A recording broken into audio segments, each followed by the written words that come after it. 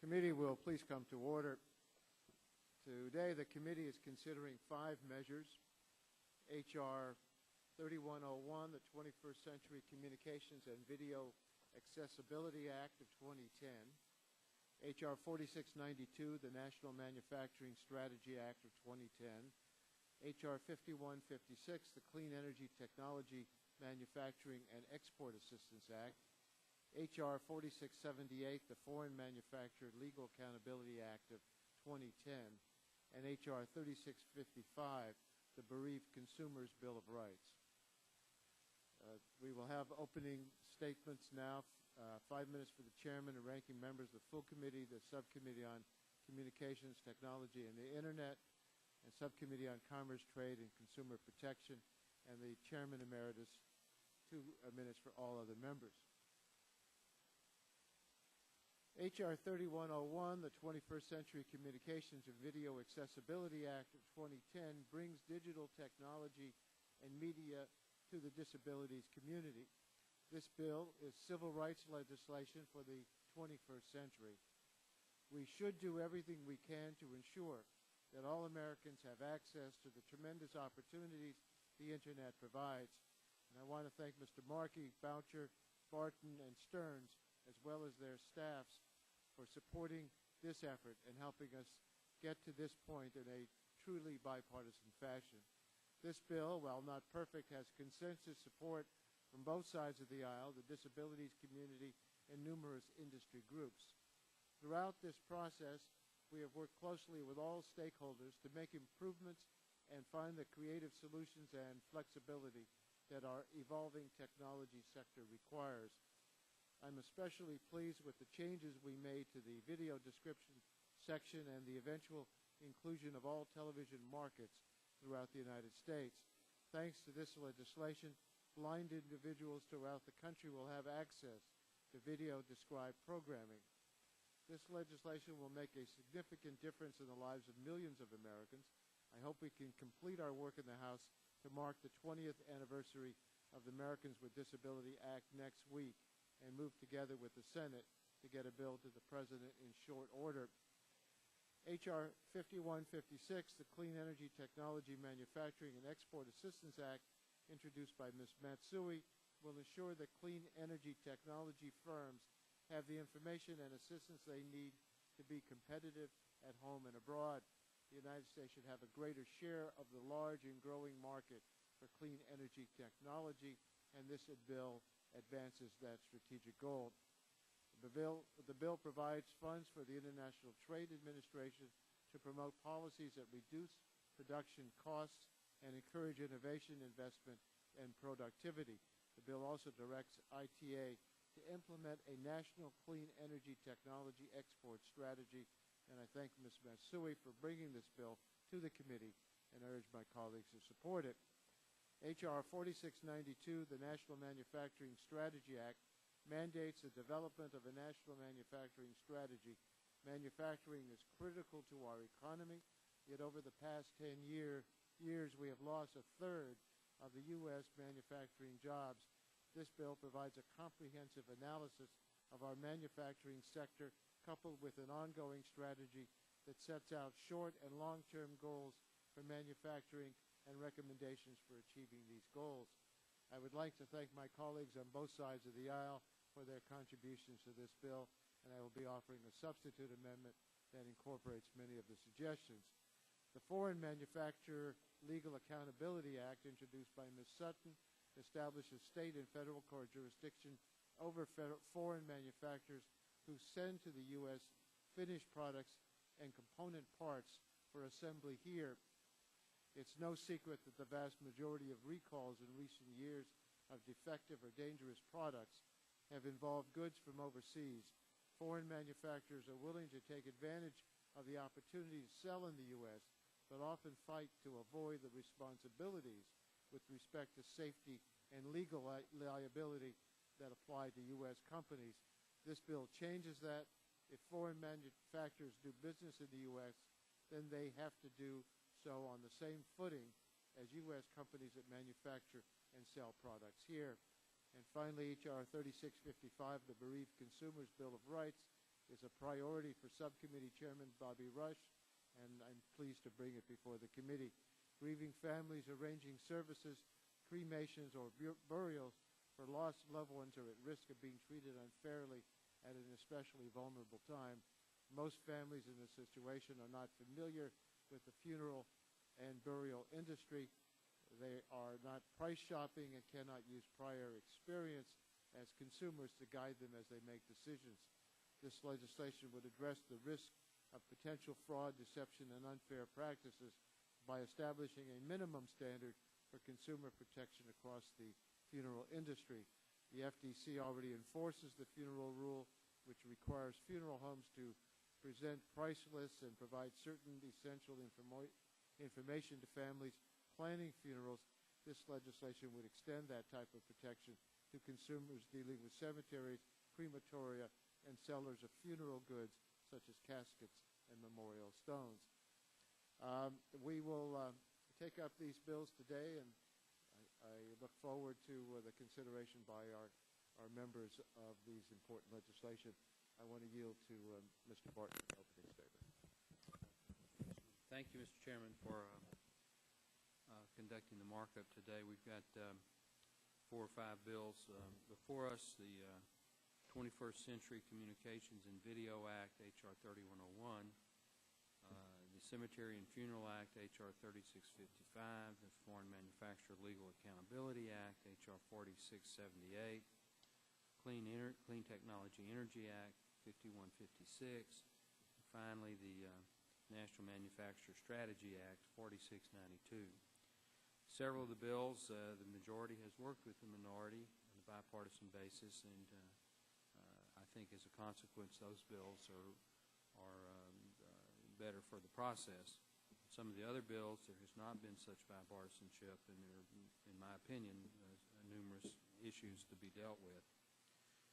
In terms of the H.R. 3101, the Communications and Video Accessibility Act, we've seen in the last 10 years huge successes in the competitive landscape and in the marketplace in terms of telecommunication policy. There's never been anything like it in the history of this country. Sadly, the FCC yesterday seemed to ignore the developments that have actually happened in the marketplace, saying that the private sector can't blanket every inch of America with advanced telecommunications capability is one thing, but implying that broadband expansion is stalled and that only the taxpayers' money can jumpstart it is simply deceptive. The fact is that 95% of our country has access to broadband.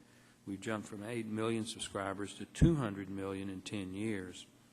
I'm willing to reform the Universal Service Fund and target any subsidies to the unserved places that remain, but the FCC should not use the existence of those few nooks and crannies as an excuse to impose Washington wisdom over private sector performance. One of the many reasons that this sector has boomed in the last 10 years is because we've avoided government-driven technological mandates. That potential pitfall presents itself again today.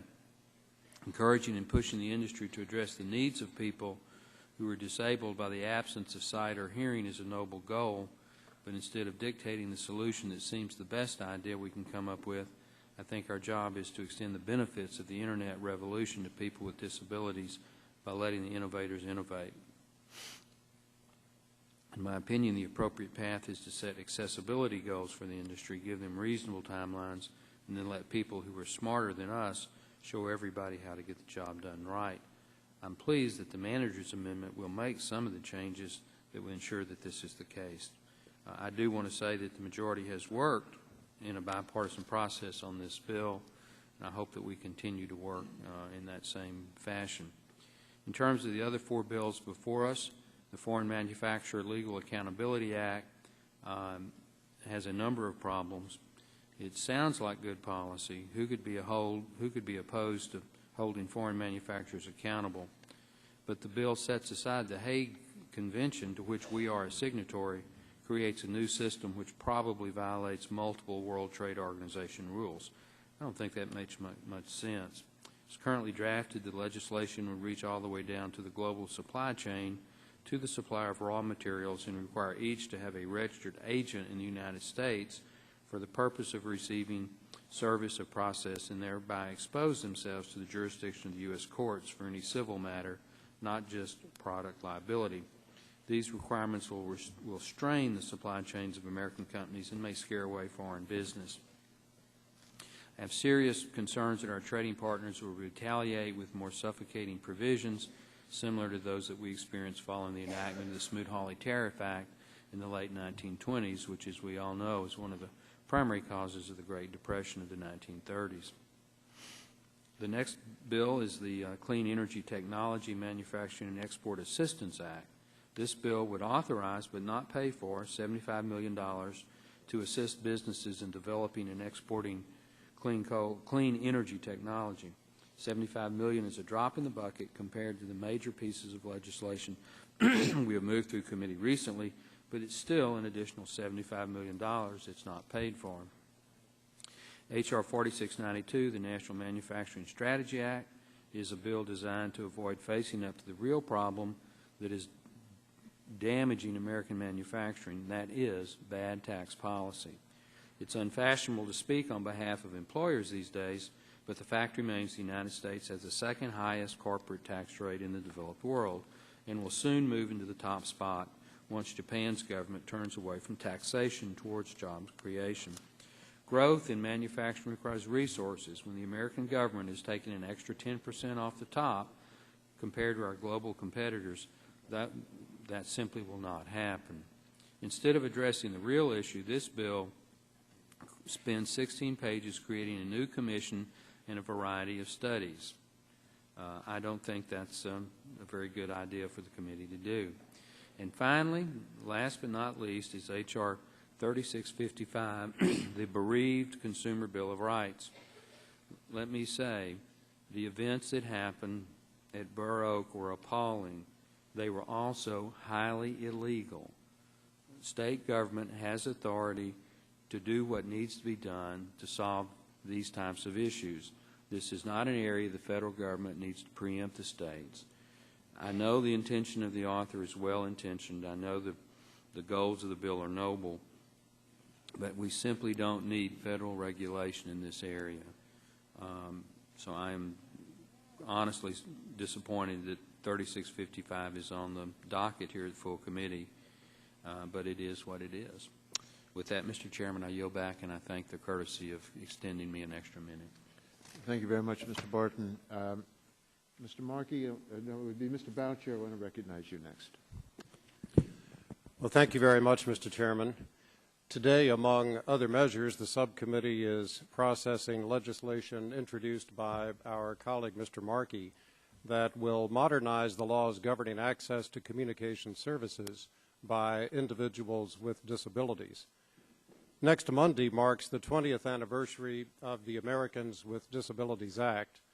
It's a significant milestone, and we've certainly come a long way in the 2 decades since 1990. We've also seen significant technological change since Congress first adopted the ADA, including the emergence of the Internet as a core communications infrastructure, the daily use by many Americans of email, text messaging, and video conferencing, both at home and at work, and increasing use of the Internet to view video programming. It's timely to modernize the communications laws to assure that these and other new technologies are accessible to individuals who have either vision or hearing impairment. As we learned during the legislative hearing before our subcommittee, there are almost 1 million Americans who have severe or profound hearing loss, more than 1 million who are legally blind, 4% of the population has great difficulty hearing, and an additional 3% are visually impaired. Americans are also aging. There are approximately 40 million people over the age of 65 living in the United States today. That's about 13% of our population. One estimate shows that by the year 2050, that number will more than double to 88.5 million, an estimated 1/5 of our population. Naturally, this growth in the aging population will be accompanied by an increase in the number of Americans who are vision or hearing impaired and who will need accessible communications products, or services. We are modernizing the communications laws to meet those needs, and we have done so in a bipartisan process. I want to commend Mr. Markey for his leadership and his persistence in bringing before our committee this much-needed update of our communications laws. He's committed to this subject and has done a magnificent job, in my opinion, in highlighting this concern and ensuring that it was addressed by the committee. I also want to thank all of the stakeholders who have worked with us in a very collegial process as we have considered a wide range of recommendations received from the disabilities community, from industry, and from others, and in a bipartisan process involving members of the committee on both sides of the aisle have processed those recommendations. And shortly I'll be offering an amendment in the nature of a substitute that embodies the work of that bipartisan group. Mr. Chairman, this reform is long needed. It is appropriate that we take this action today, and I want to thank all members who have worked cooperatively to bring this measure now to the brink of passage. Thank you, and I yield back. Thank you very much, Chairman Boucher. I wish to recognize at this time the ranking member of Mr. Boucher's subcommittee, gentleman from Florida, Mr. Stearns, for 5 minutes. Good morning, and thank you, Mr. Chairman. The bills I'll talk about, I don't have a complete understanding of some of them as I do of the H.R. 3101, the 21st Century Communication Video Accessibility Act. And this is the one that perhaps I'll concentrate a little bit more on. Again, I want to reach out and say to you, Mr. Chairman, that how much I appreciate your willingness to work with both Mr. Barton and I, and obviously Mr. Boucher and Mr. Markey. And I think it was very refreshing to get that kind of dialogue as we had yesterday in a meeting, and I think we reached some kind of consensus. At the legislative hearing on this bill, I mentioned that as technological revolution speeds along, it's important, obviously, that people with disabilities are not left behind. All people, as Mr. Boucher pointed out, should be afforded the opportunity to use and enjoy the wide variety of technological devices that are available. I think we can all agree on that point. We cannot mandate, however, certain technologies or pick winners and losers. The best approach to ensuring accessibility is to establish accessibility goals, but not dictate how to accomplish them. We need to allow innovation to flourish and make the changes. I was concerned about the overall scope of the original legislation and the technology mandates that were first included. However, as pointed out, the manager's amendment will fix many of the problems that I have with the bill. So I look forward to discussing this legislation further when we consider the manager's amendment later this morning. I'll now like to address a few of the bills that came out of the Commerce, Trade, and Consumer Protection Subcommittee that we are marking up today. Now, my colleagues, well-intentioned as this bill, H.R. 4678, is, the concerns I have with it, it's the Foreign Manufacturers Legal Accountability Act. The overly broad language in the manager's amendment adopted at the subcommittee is particularly problematic. Specifically, the expansion of the scope of the bill to include foreign automobiles and especially foreign auto parts manufacturers is unnecessary and has the potential to wreak havoc on our manufacturers' supply chains. To begin with, foreign auto companies have well-established U.S. subsidiaries that have registered agents in every state. Extending this bill so that it encompasses foreign manufacturers of component parts of automobiles will have unintended consequences. There are thousands of foreign component manufacturers. Many of these companies do not export anything to the United States, but some of the parts they produce are used on vehicles that are later exported to our country. This bill requires these auto part manufacturers to also have a registered agent in the United States to receive service of process and waive its rights to argue that it should not be subject to particular legal actions in United States courts. H.R. 4678 also appears to violate World Trade Organization rules. Now, H.R. 4678 could result in retaliatory measures by our major trade partners, including the European Union and Canada. It should also be noted that we have laws in place already that require foreign manufacturers to register with foreign agencies and or have a registered agent in the United States, such as the Bioterrorism Act.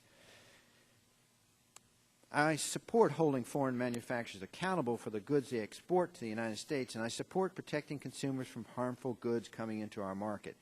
But I think this bill is not the right approach. Let me just conclude, Mr. Chairman, by mentioning something that has come up, which is perhaps might be through the grapevine, but I still think it's important, Mr. Chairman, that we talk about it. As you know, shortly we'll be adjourning for a rather long district work period. There are some conversations that during this district work period, the chairman of the Janikowski, the chairman of the FCC, may choose to add broadband reclassification to the agenda of the Commission's September 16th opening meeting. I hope, Mr. Chairman, this isn't the case. Given the behind-the-scenes work that would have to take place at the Commission, such a move would indicate little or no analysis or consideration was given to the comments and reply comments that were filed on the issue during the comment period. I understand there was 8,000 pages that have been filed as of to date on this particular issue. I think it would be disrespectful to the bicameral, bipartisan staff discussions that you and others, me and Mr. Boucher, and including others, have launched. While it might be difficult, those discussions do suggest there is a path to a narrow, targeted bill. But realistically, placing this issue on the FCC's September agenda would give Congress only a few days to react upon our return in September. So I urge, Mr. Chairman, you and others in the majority to consult with Chairman Janikowski and see if you can delay it at least till October, his discussion and his possible markup of this reclassification. Thank you, Mr. Chairman.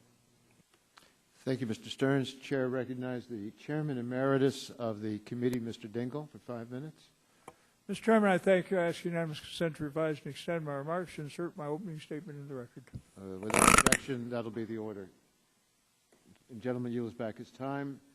We'll now go to Mr. Shimkus for his opening comments. I have none, Mr. Chairman. Thank you. Okay. Mr. Pitt? Members on the Republican side, member seek recognition for an opening statement. Ms. Blackburn.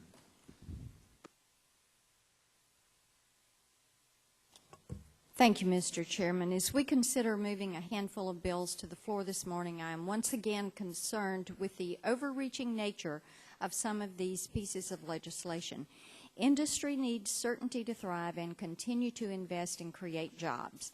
As I have repeatedly said through the conversation on the disability bill, we need to strike the right balance between promoting innovation from the industries that create these technologies and the incredible access that is there for the disabled community. I don't feel we are quite there yet. I do think that we are heading in the right direction, but I do think we need to be very mindful of that balance.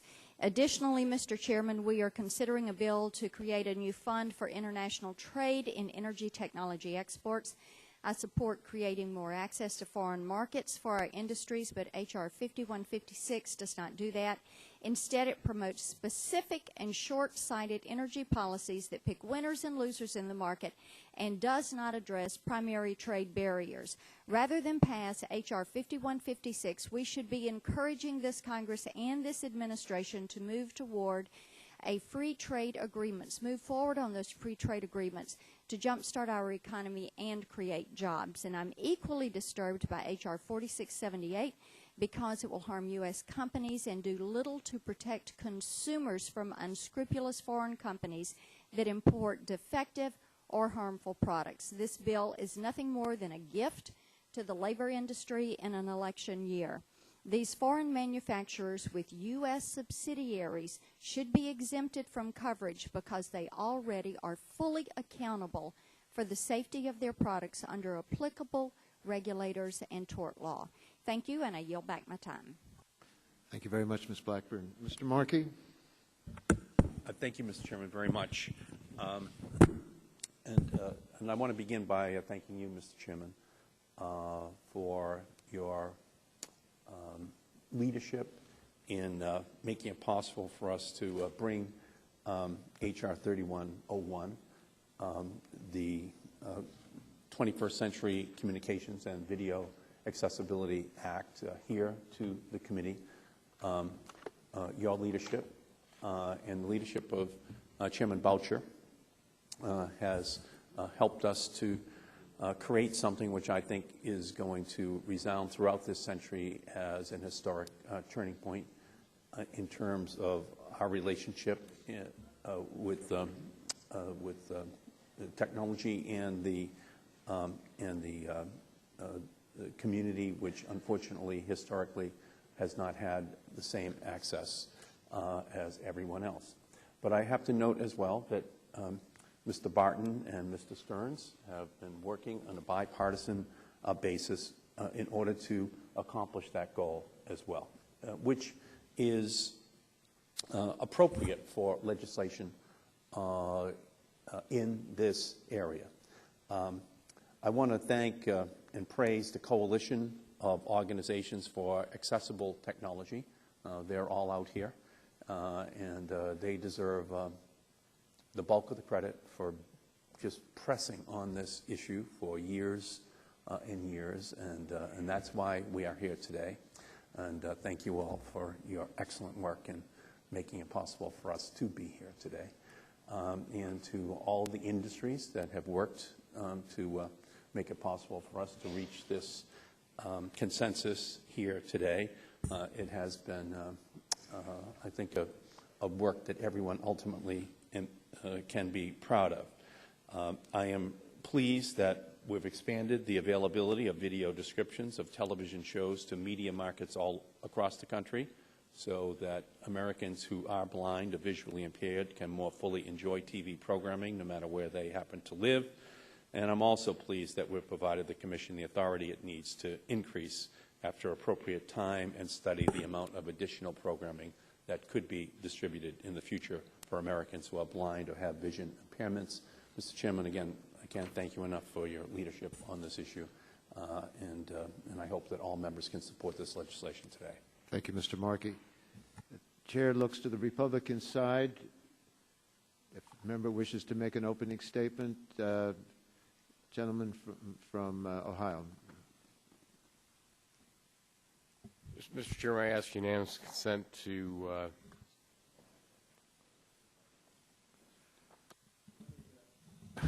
Let me ask you, unanimous consent that all members may be able to insert an opening statement in the record. No, we shouldn't have to do it one by one.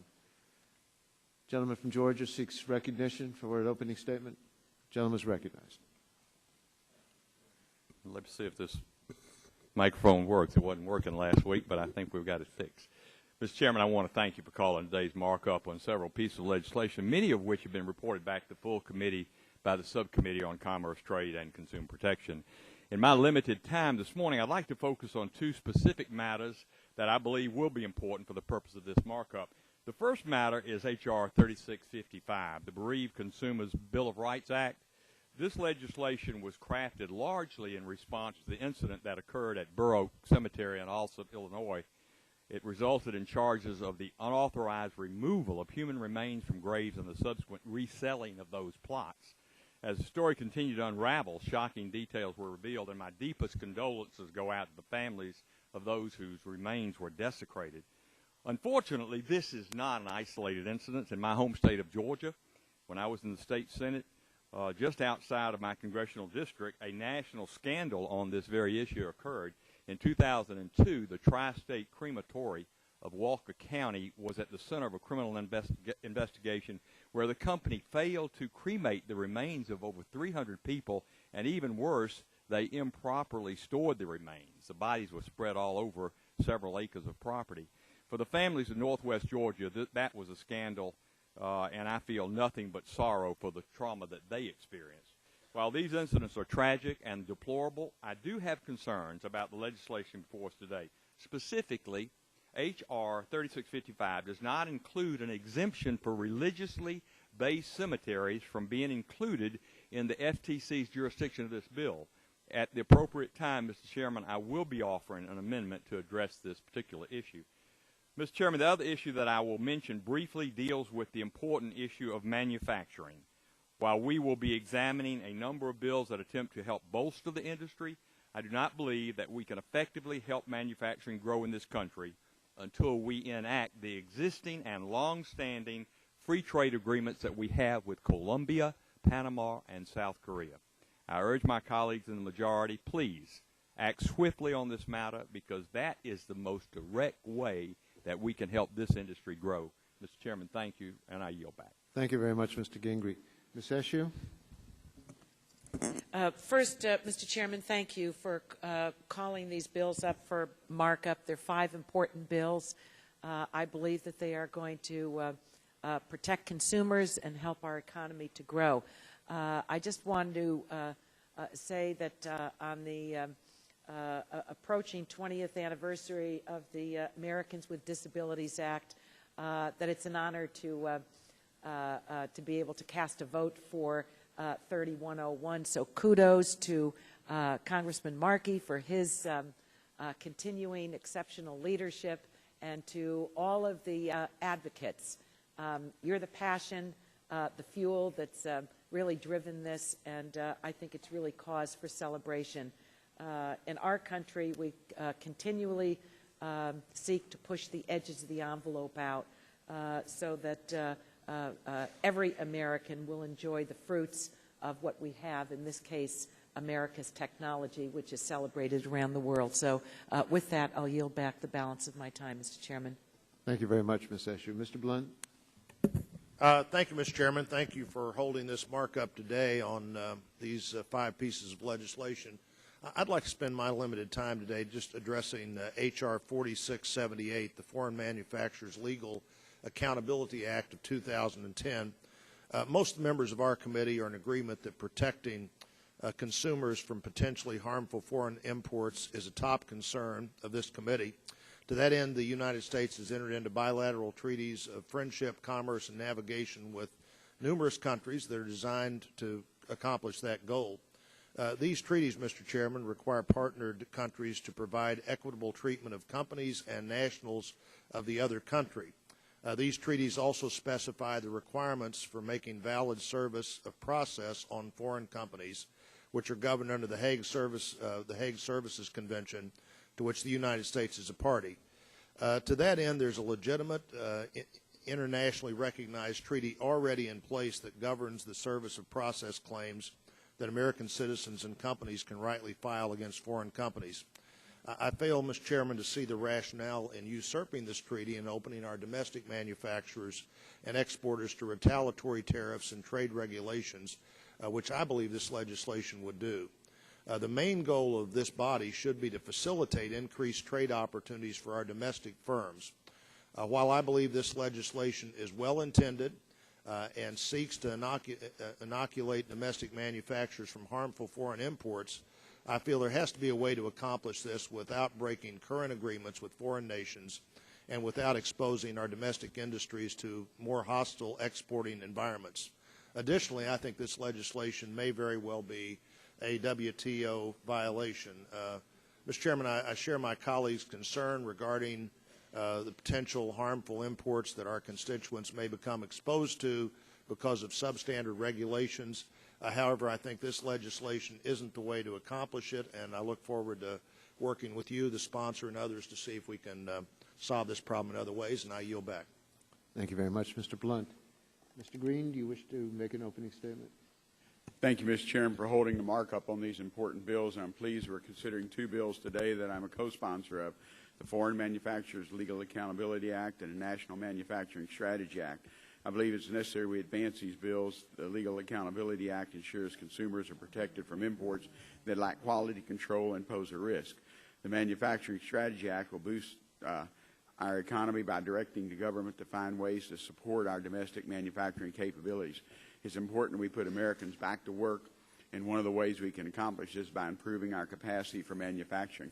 In my home district in Houston, we have a great deal of manufacturing, but we have the capacity to do more. This is a story across the country, and while unemployment has fallen from its peak, we must remain focused on job creation, both short-term and long-term. Additionally, I'm pleased that the committee is considering the 21st Century Communications and Video Accessibility Act.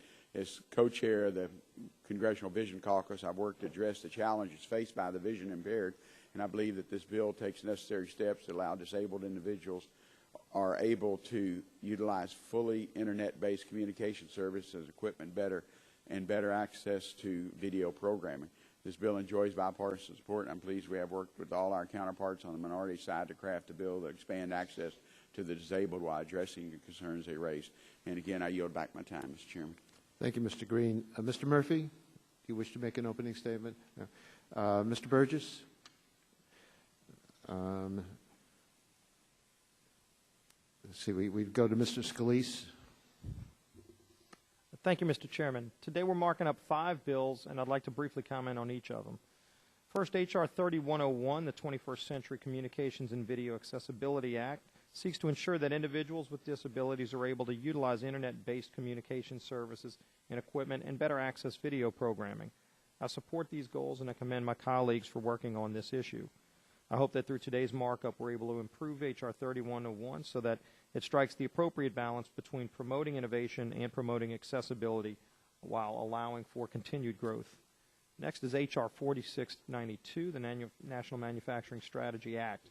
As I stated at last week's hearing, I support the goal of this bill, but have concerns about duplicating other efforts and studies that have already been done, expanding government's role in manufacturing, and conducting more studies when the industry really needs action.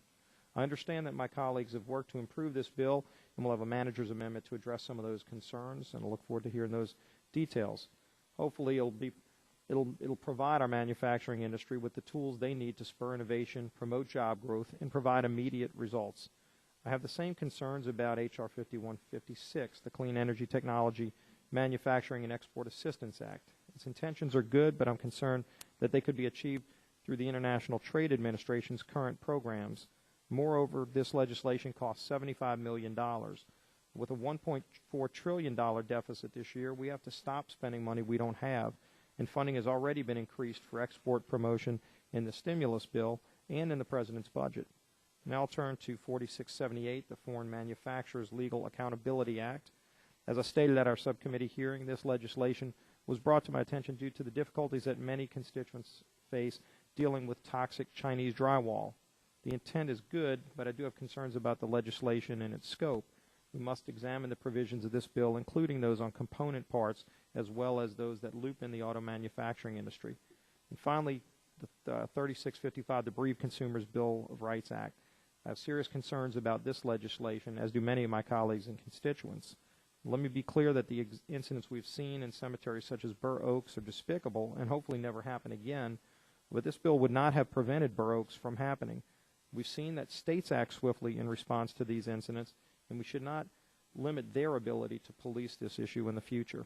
So, Mr. Chairman, the goals of all these bills appear commendable, but we must not pass legislation simply because the intent is good. We must understand the implications, and we need to report effective pieces of legislation that make sense and produce results for the American people. Thank you, and I yield back. Thank you, Mr. Scalise. I want to recognize Mr. Rush.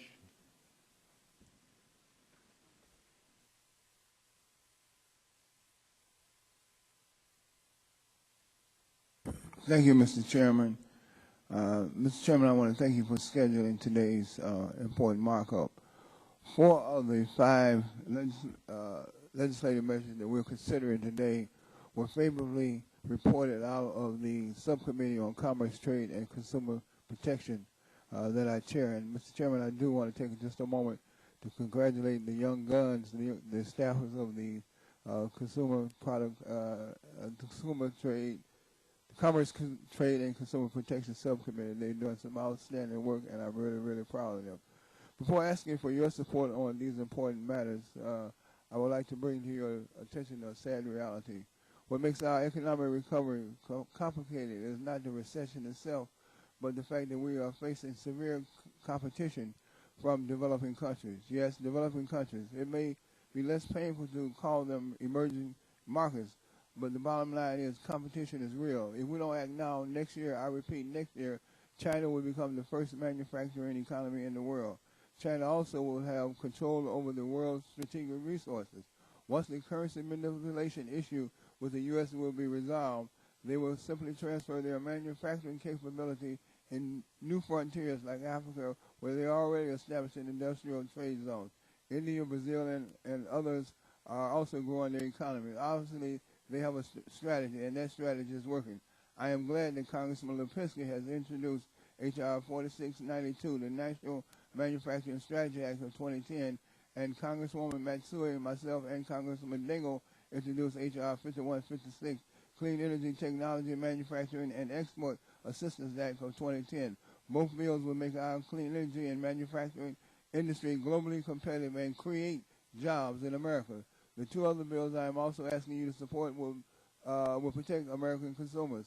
H.R. 4678, the Foreign Manufacturer Legal Accountability Act of 2010, introduced by Congresswoman Betty Sutton, and H.R. 3655, the Bereaved Consumers Bill of Rights Act of 2010, which I have introduced.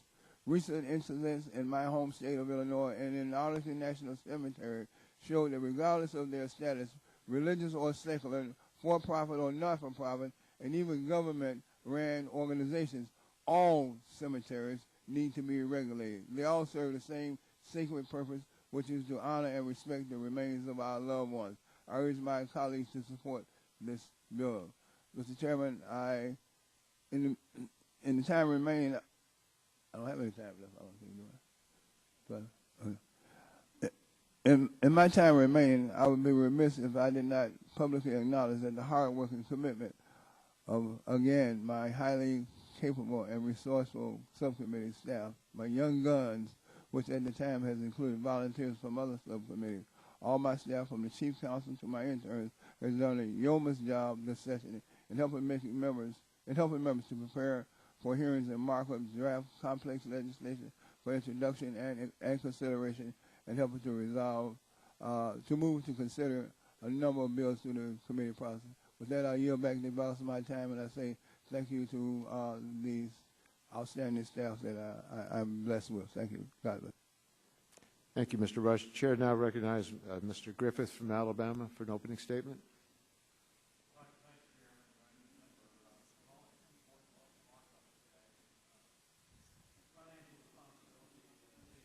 Our money, I think it probably at no time in American history is it more important. The suffocating fog of debt that is settling in over the American economy, preventing the creation of jobs, thwarting the creation of small businesses, not allowing us to compete on a global stage, sets us up to set an example for the rest of the country as far as being responsible with our monies. Today we will take up a bill, H.R. 5156, which will add a new $75 million over 5 years.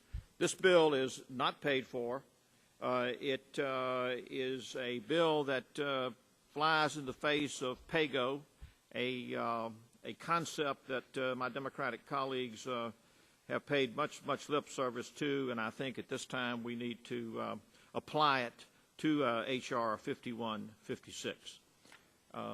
Americans are tired of our lack of responsibility in Congress. We're watching poll after poll show that they have no confidence in our ability to manage this economy, and creating new programs that are not paid for, even though well-intentioned, have a perverse effect on the economy. And we, at this time, are hearing economists, both liberal and conservative, predict that America is now in its third depression, not recession. So when are we going to demonstrate some fiscal responsibility? When will Congress curtail this spiraling, out-of-control spending? It's time now that we reverse the spending habits of our federal government. We need to do it today. We need to set the example today. It is important that we ensure that this bill does not pile on to our out-of-control deficit. If we cannot pay for it now, it should not be placed in effect. We look forward to the discussion on this bill, and Mr. Chairman, I yield back my time, and we'll have an amendment at the time we take this up. Thank you, sir. Thank you very much. Ms. DeGette, did you wish to make it? Ms. DeGette, did you have an opening statement? Ms. Baldwin? Ms. Baldwin waives her opening statement. Ms. Matsui? Thank you, Mr. Chairman. Thank you for calling today's markup. In the interest of time, I plan to use my opening primarily to discuss H.R. 5616, legislation that I, along with Chairman Rush and Dingell and Congresswoman Eshoo, introduced to boost the competitiveness of the U.S. clean energy industry. Our nation is running a trade deficit in green technologies ranging in the billions, and the U.S. clean tech industry is lagging behind many of its competitors in exports, including Germany and China. This is simply unacceptable. We must not become a nation dependent on foreign clean energy products. We must be the nation that leads the world in manufacturing and exporting clean energy technologies.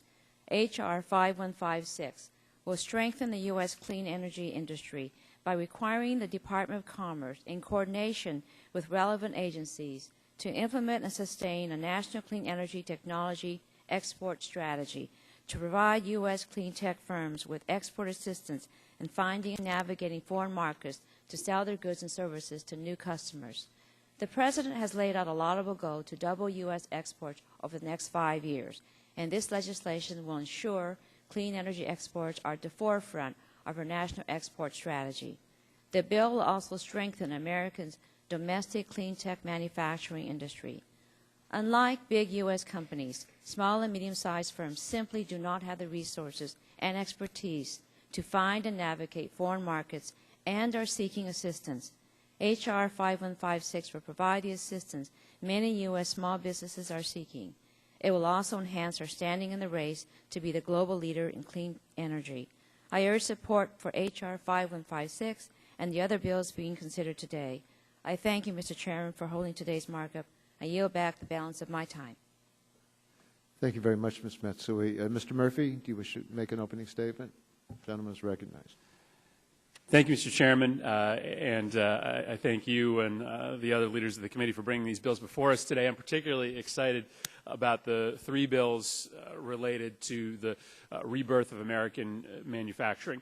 There's no way for this economy to move forward if we do not have an ability to make things in this country. And it may not be the same type of things we made 50 years ago, but we still have a capability to do manufacturing. I've worked with Representative Lipinski in particular on the National Manufacturing Strategy Act of 2010. While this bill, I think, is a very welcome move forward to have a holistic and comprehensive national strategy on manufacturing, one piece of that strategy, which is referenced in this bill and I think is particularly important, is the role of federal procurement on national manufacturing. The fact is that this country, mainly through the defense budget, is one of the biggest, if not the biggest, purchaser of manufactured goods in this country, and more we are buying these things overseas. I absolutely believe that we can be the leader in renewable energy technology, as Ms. Matsui's bill sets us on a course to do. But the fact is that the companies that are making wind turbines are likely today the companies that are making propeller blades for our helicopters. And as they go out of business, as they lose more of their share of federal defense procurement to foreign firms, we lose our capability to do the kind of next generation 21st century manufacturing that we know we can thrive with. I'm really excited to see these 3 bills, in fact all 5 of these bills before the committee today. Look forward to making sure that as we set our national manufacturing strategy going forward, that we both protect and improve upon the ability to use taxpayer dollars to buy U.S. goods. And I yield back. Thank you, Mr. Murphy. Ms. Sutton. Thank you, Mr. Chairman, and I want to thank Chairman Rush as well as you, Chairman Waxman, for bringing these bills forward today.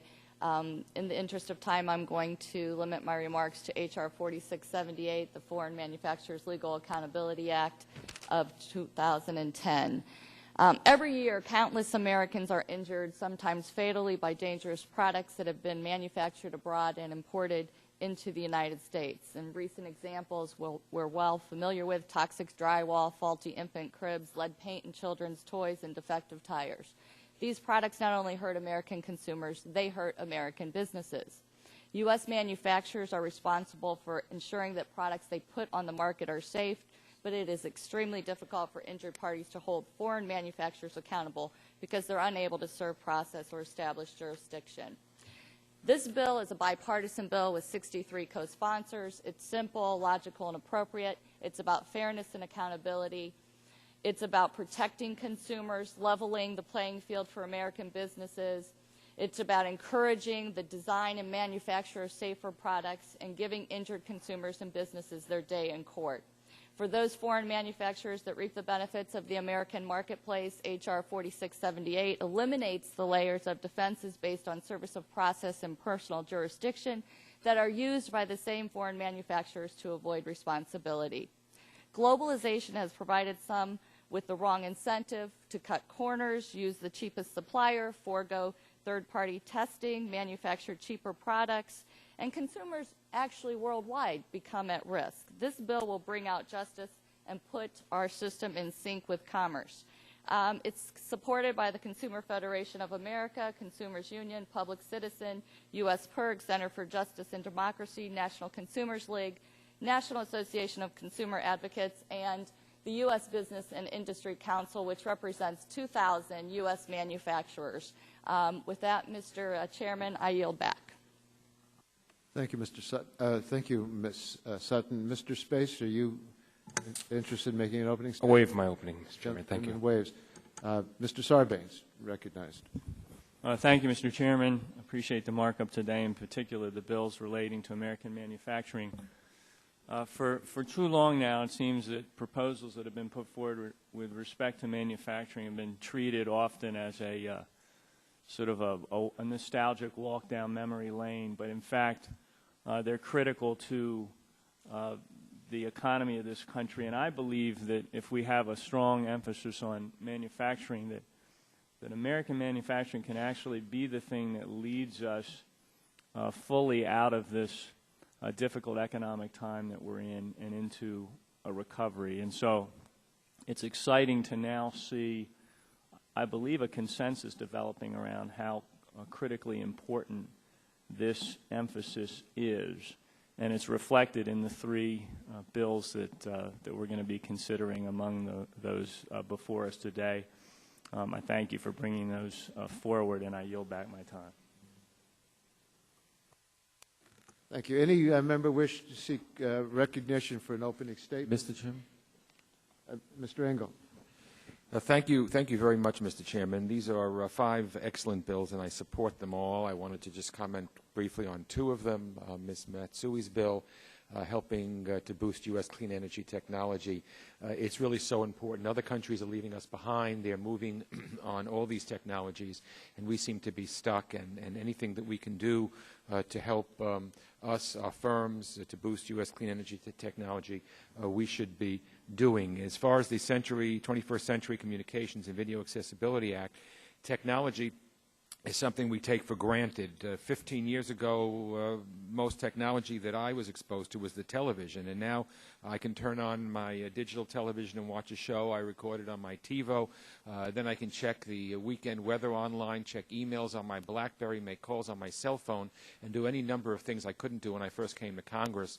But unfortunately, there are millions of Americans who cannot take advantage of the technology that I and many others in this room use every day.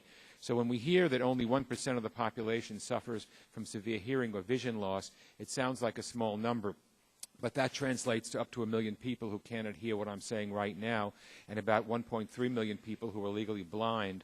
They're prevented from using the same technology that we use every day without even thinking about it.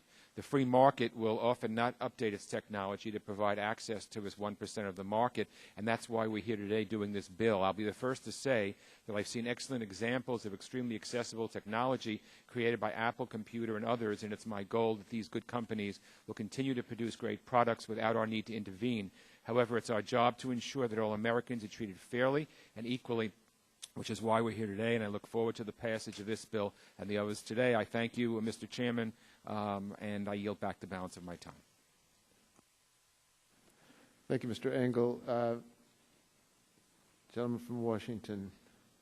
Thank you, Mr. Chair. I want to address the 21st Century Communications Act. I really do want to thank committee staff on both sides working so hard on this. Particularly note for a fellow named David Bahar who works in our office who's hearing impaired. We're doing a great job on the bill. At our markup, I raised several issues that we have found consensus on the bill. I want to note them. I'm very pleased that the manager's amendment instructs the committee to look at emergency communications technologies more broadly. That than just real-time text, and includes geolocation, video relay services, and instant messaging services. Another issue I raised was the current state of telecommunications relay services. These are critical technologies that allow people with hearing and speech disabilities to place and receive telephone calls. They're absolutely imperative to normal communication, and I'm very pleased that we're able to include in this bill the establishment of a Telecommunications Relay Policy Advisory Council that will help ensure the necessary oversight of this critical telecommunications medium. Further, the bill also instructs the FCC, in coordination with other relevant federal agencies, to report on how the Commission is working to ensure that consumers with disabilities have the following: access to improved TRS technologies, that they do not face impediments, either policy or technological, and the Commission will work to facilitate broader adoption and more efficient use of telecommunications relay services in the workplace. This bill has been substantial improvements. Thanks for all working on it. Thank you. Thank you very much. Mr. Murphy, you wish to make an opening statement? Yes, I'd like to thank I know there's going to be a manager's amendment coming up improving on Mr. Braley's bill. Mr. Waxman, you're off, and I just want to comment positively on that. It reminds me of the story of a fellow who was driving through Texas in his SUV, and he sees a fellow riding on his horse, and he says, "Excuse me, are you a cowboy?" And this fellow says, "Well, yes, I am." He says, "Is this your farm?" He says, "Well, we call it a ranch." And he says, "Oh, it's a nice little, are those cows you have?" He says, "Well, we call them cattle." And the guy says, "Oh, well, I bet you I can tell you how many cattle you have here." And this cowboy says, "I bet you can." The guy says, "Well, how about if I tell you how many cattle you have here, I get to take one of your, what do you call them, calves?" Cowboy said, "Fair enough."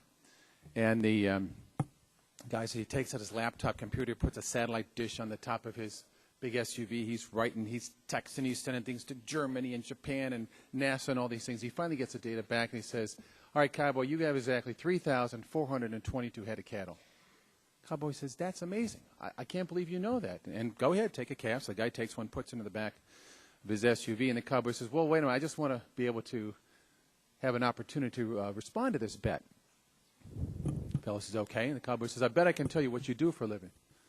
Guy says, "All right, you're on." He says, "Well, if I win this, you know, I'll get to choose what I want." The fellow says, "Okay." And the cowboy says, "You must be a consultant." And the fellow says, "How did you know that?" He says, "Well, you came here and I didn't invite you. You told me something I already knew, and then you charged me for it. Now can I have back my dog?" To that extent, I want to thank you, Mr. Chairman, for including in this bill the people who have expertise in manufacturing. I think that was critically important to do that, to make this much more important, to provide advice to this Congress and to this committee. We all want to make changes with manufacturing, and it's nice to see we've got some people with some real expertise. Thank you, Mr. Chairman. Yeah, thank you very much, Mr. Murphy. Does any other member wish to make an opening statement or an opening joke? If not, the opening act is over. We'll now consider the legislation. Chair calls up H.R. 4690. No, the chair is calling up H.R. 3101, the 21st Century Communications and Video Accessibility Act of 2010. Clerk will report the bill. H.R. 3101. A bill to ensure that individuals with disabilities have access to emerging Internet protocol-based communication and video programming technologies in the 21st century. Without objection, the bill will be considered as read and open to amendment at any point. The committee will consider as base text the bill as forwarded by the Subcommittee on Communications, Technology, and the Internet. The chair would like to recognize first Mr. Boucher for the purposes of offering an amendment.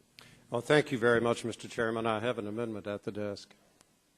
Clerk will report the amendment. Amendment in the nature of a substitute to H.R. 3101 offered by Mr. Boucher. Chairman, I ask unanimous consent that the amendment be considered as read. Without objection, the amendment is considered as read. And gentleman from Virginia is recognized for 5 minutes. Thank you very much, Mr. Chairman. The amendment in the nature of a substitute reflects recommendations that our committee has received from a wide array of stakeholders, including representatives of the disabilities community, from industry, and from others. It is also a product of a bipartisan process. and I want to express appreciation to Chairman Waxman, to Ranking Members Barton and Stearns, to their fine staffs, to my staff, Amy Levine, for their work together on the changes that this amendment incorporates. These are the key changes. The amendment requires that Internet browsers on smartphones be accessible for the visually impaired. It prohibits the FCC from requiring the use of proprietary technology to make products accessible for people who have disabilities. It adopts a provision in the Senate version of this measure requiring that devices with small screens with television user interfaces and navigation devices be made accessible if doing so is achievable, and it directs the FCC to issue prospective guidelines for manufacturers and for service providers so that they will know what achievable means before they actually start manufacturing products or putting products into the market. It ensures that software or other application-based solutions are an appropriate alternative to embedded physical accessibility as long as accessibility is assured through either hardware or software. It gives the FCC authority to exempt small entities such as startup companies and others from the accessibility requirements so as to assure that these requirements do not at all hinder innovation and the origination of innovative companies.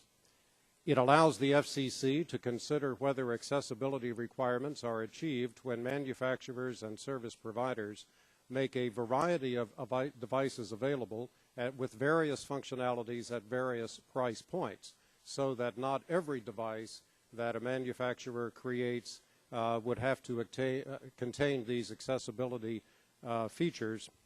And I would note that a similar approach was taken very successfully in implementing the hearing aid compatibility standards that apply today to cell phones. The amendment requires that closed captioning be provided for video programming on the Internet when that programming is also displayed on television. This provision applies from the date of enactment prospectively, and there is a requirement that the FCC study and report to Congress 3 years following the date of enactment regarding the potential for closed captioning of video that is to be only displayed on the Internet. And we have incorporated recommendations from the disabilities community in making that key change. The amendment enhances the requirements for video description so that sight-impaired individuals can follow the visual aspects of television programming. It directs the FCC to phase in video description requirements in the television markets below the top 25 markets on a continual basis, with waivers being provided to broadcasters who can demonstrate financial hardships in meeting these requirements. It also removes the cap on the number of hours of required video description that earlier versions of this legislation contained. The hours will increase on a schedule that will be set forth in the amendment, and discretion is granted to the FCC in order to increase the number of hours over time. And the amendment adopts a recommendation put forward during our hearing on the measure by our colleague, Mr. Inslee, to create an advisory council to address the use of telecommunications relay services in the workplace.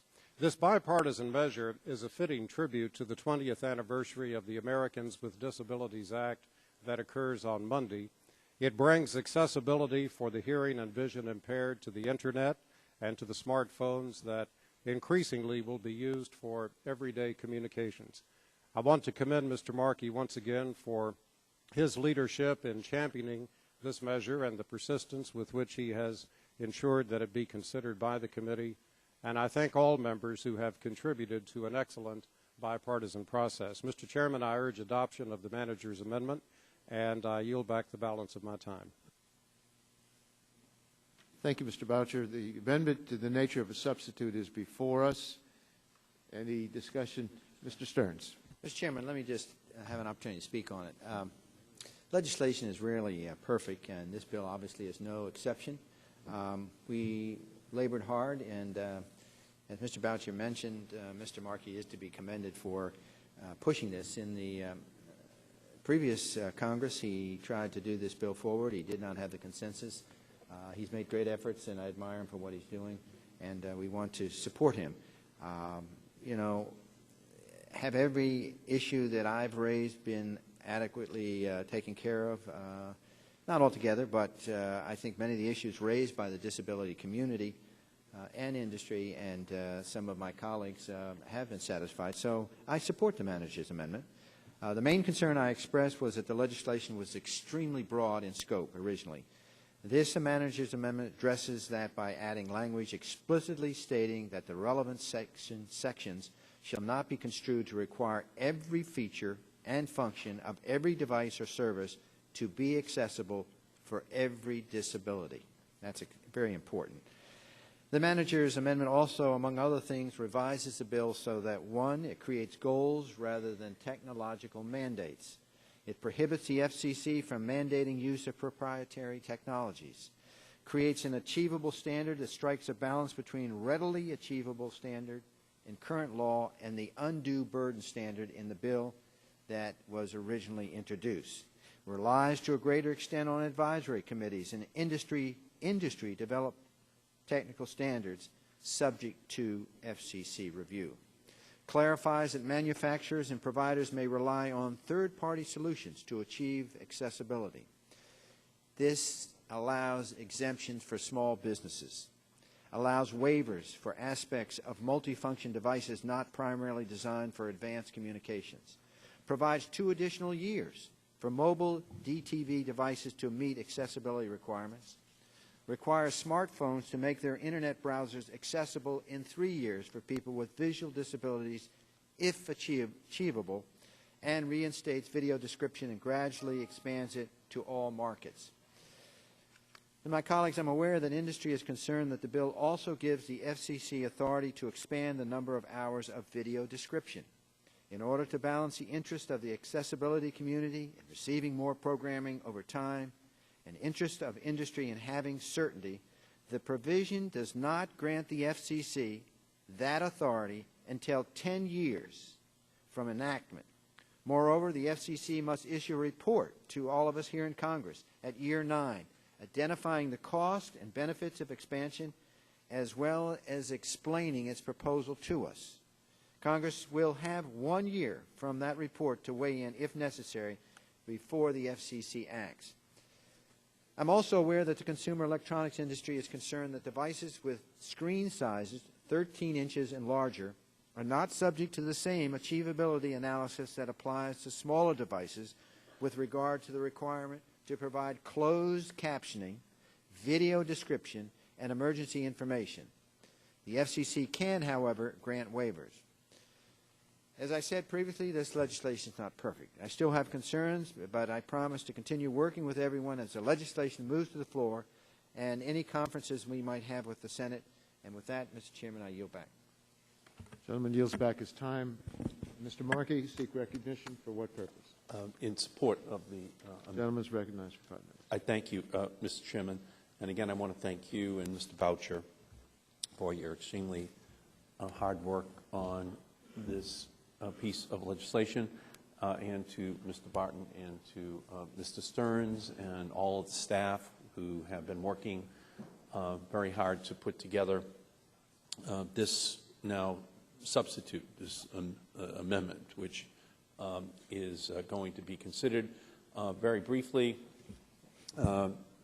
this is going to require that television programming that is closed captioned for viewing on TV is also closed caption for viewing on the Internet, ensuring that Americans who are deaf or hard of hearing can fully access video programming as it migrates online. We've also increased the ability for Americans who are blind to access the Internet from smartphones. In the 21st century, individuals with disabilities must be able to get onto the Internet from wherever they happen to be, using online ramps to the web, just as the Americans with Disabilities Act mandated physical ramps into buildings 20 years ago. Back then, Americans with disabilities couldn't get around if buildings weren't wheelchair accessible. Today, it's about being web accessible. In accomplishing these accessibility goals, This amendment will provide industry with the flexibility needed to achieve them. On video description, we have now exempted live or near live programming, granted program owners and providers of video programming the opportunity to seek an exemption from the FCC from the rules if they would be economically burdensome, and included a 6-year phased-in schedule for expansion of the video description rules to all media markets, while providing the Commission the flexibility to grant waivers in media markets it deems appropriate. The bill also will clarify that closed captioning of programming delivered over the Internet only applies to programming that appears on television with captions after the date of enactment and is then distributed on the Internet. And there's also a provision that equipment makers and service providers are given the choice of complying with the bill's accessibility requirements by either building accessibility into the device or service if achievable, or relying on third-party solutions if they're achievable, as long as the consumer can access the solution and pays only a nominal cost. We make clear that the bill does not require accessibility of every device for every disability. Overall, the bill is focused on achieving outcomes, that is, communications and video technologies that are accessible, not on how to make them so. And I'm also pleased that today's markup provides an opportunity to focus on a group in our country that often is overlooked, and that is Americans who are deaf and blind. And that's a very small community, but it's one that I will be making an amendment later on, which, on a bipartisan basis, will help to advance the technologies in a way that will help that community as well. Again, I can't thank everyone enough to get us to this point, and I yield back the balance of my time. Gentleman yields back the balance of his time. The matter pending before us is the Boucher Amendment in the nature of a substitute. Members seek recognition. Mr. Markey, I think you have a, before you offer your amendment, let me just make a few comments myself, if I might. I just want to compliment Mr. Boucher and Mr. Stearns and Mr. Markey, especially for this legislation, and Mr. Barton. We worked on a bipartisan basis, but the subcommittee produced the legislation, and Mr. Markey was the author. This is an important bill. It's a big step forward for disabilities community, and it allows flexibility for the industry. It is, as Mr. Barton said last week on another bill, this is the way Congress ought to work, on a bipartisan basis, trying to develop a consensus. I know Mr. Markey is going to offer an amendment shortly that will provide critical funding available to the deaf-blind individuals, and I would certainly urge the adoption of that amendment and the adoption of this bill. At this point, I would like to call on Mr. Markey to offer his amendment. We don't have to. This will be an amendment. This is an amendment to amend the amendment in the nature of a substitute. So I have an amendment at the desk. Clerk will report the amendment. Amendment to the amendment in the nature of a substitute to H.R. 3101, offered by Mr. Markey of Massachusetts. Without objection, the amendment is considered as read. The gentleman from Massachusetts is recognized. Thank you, Mr. Chairman, very much.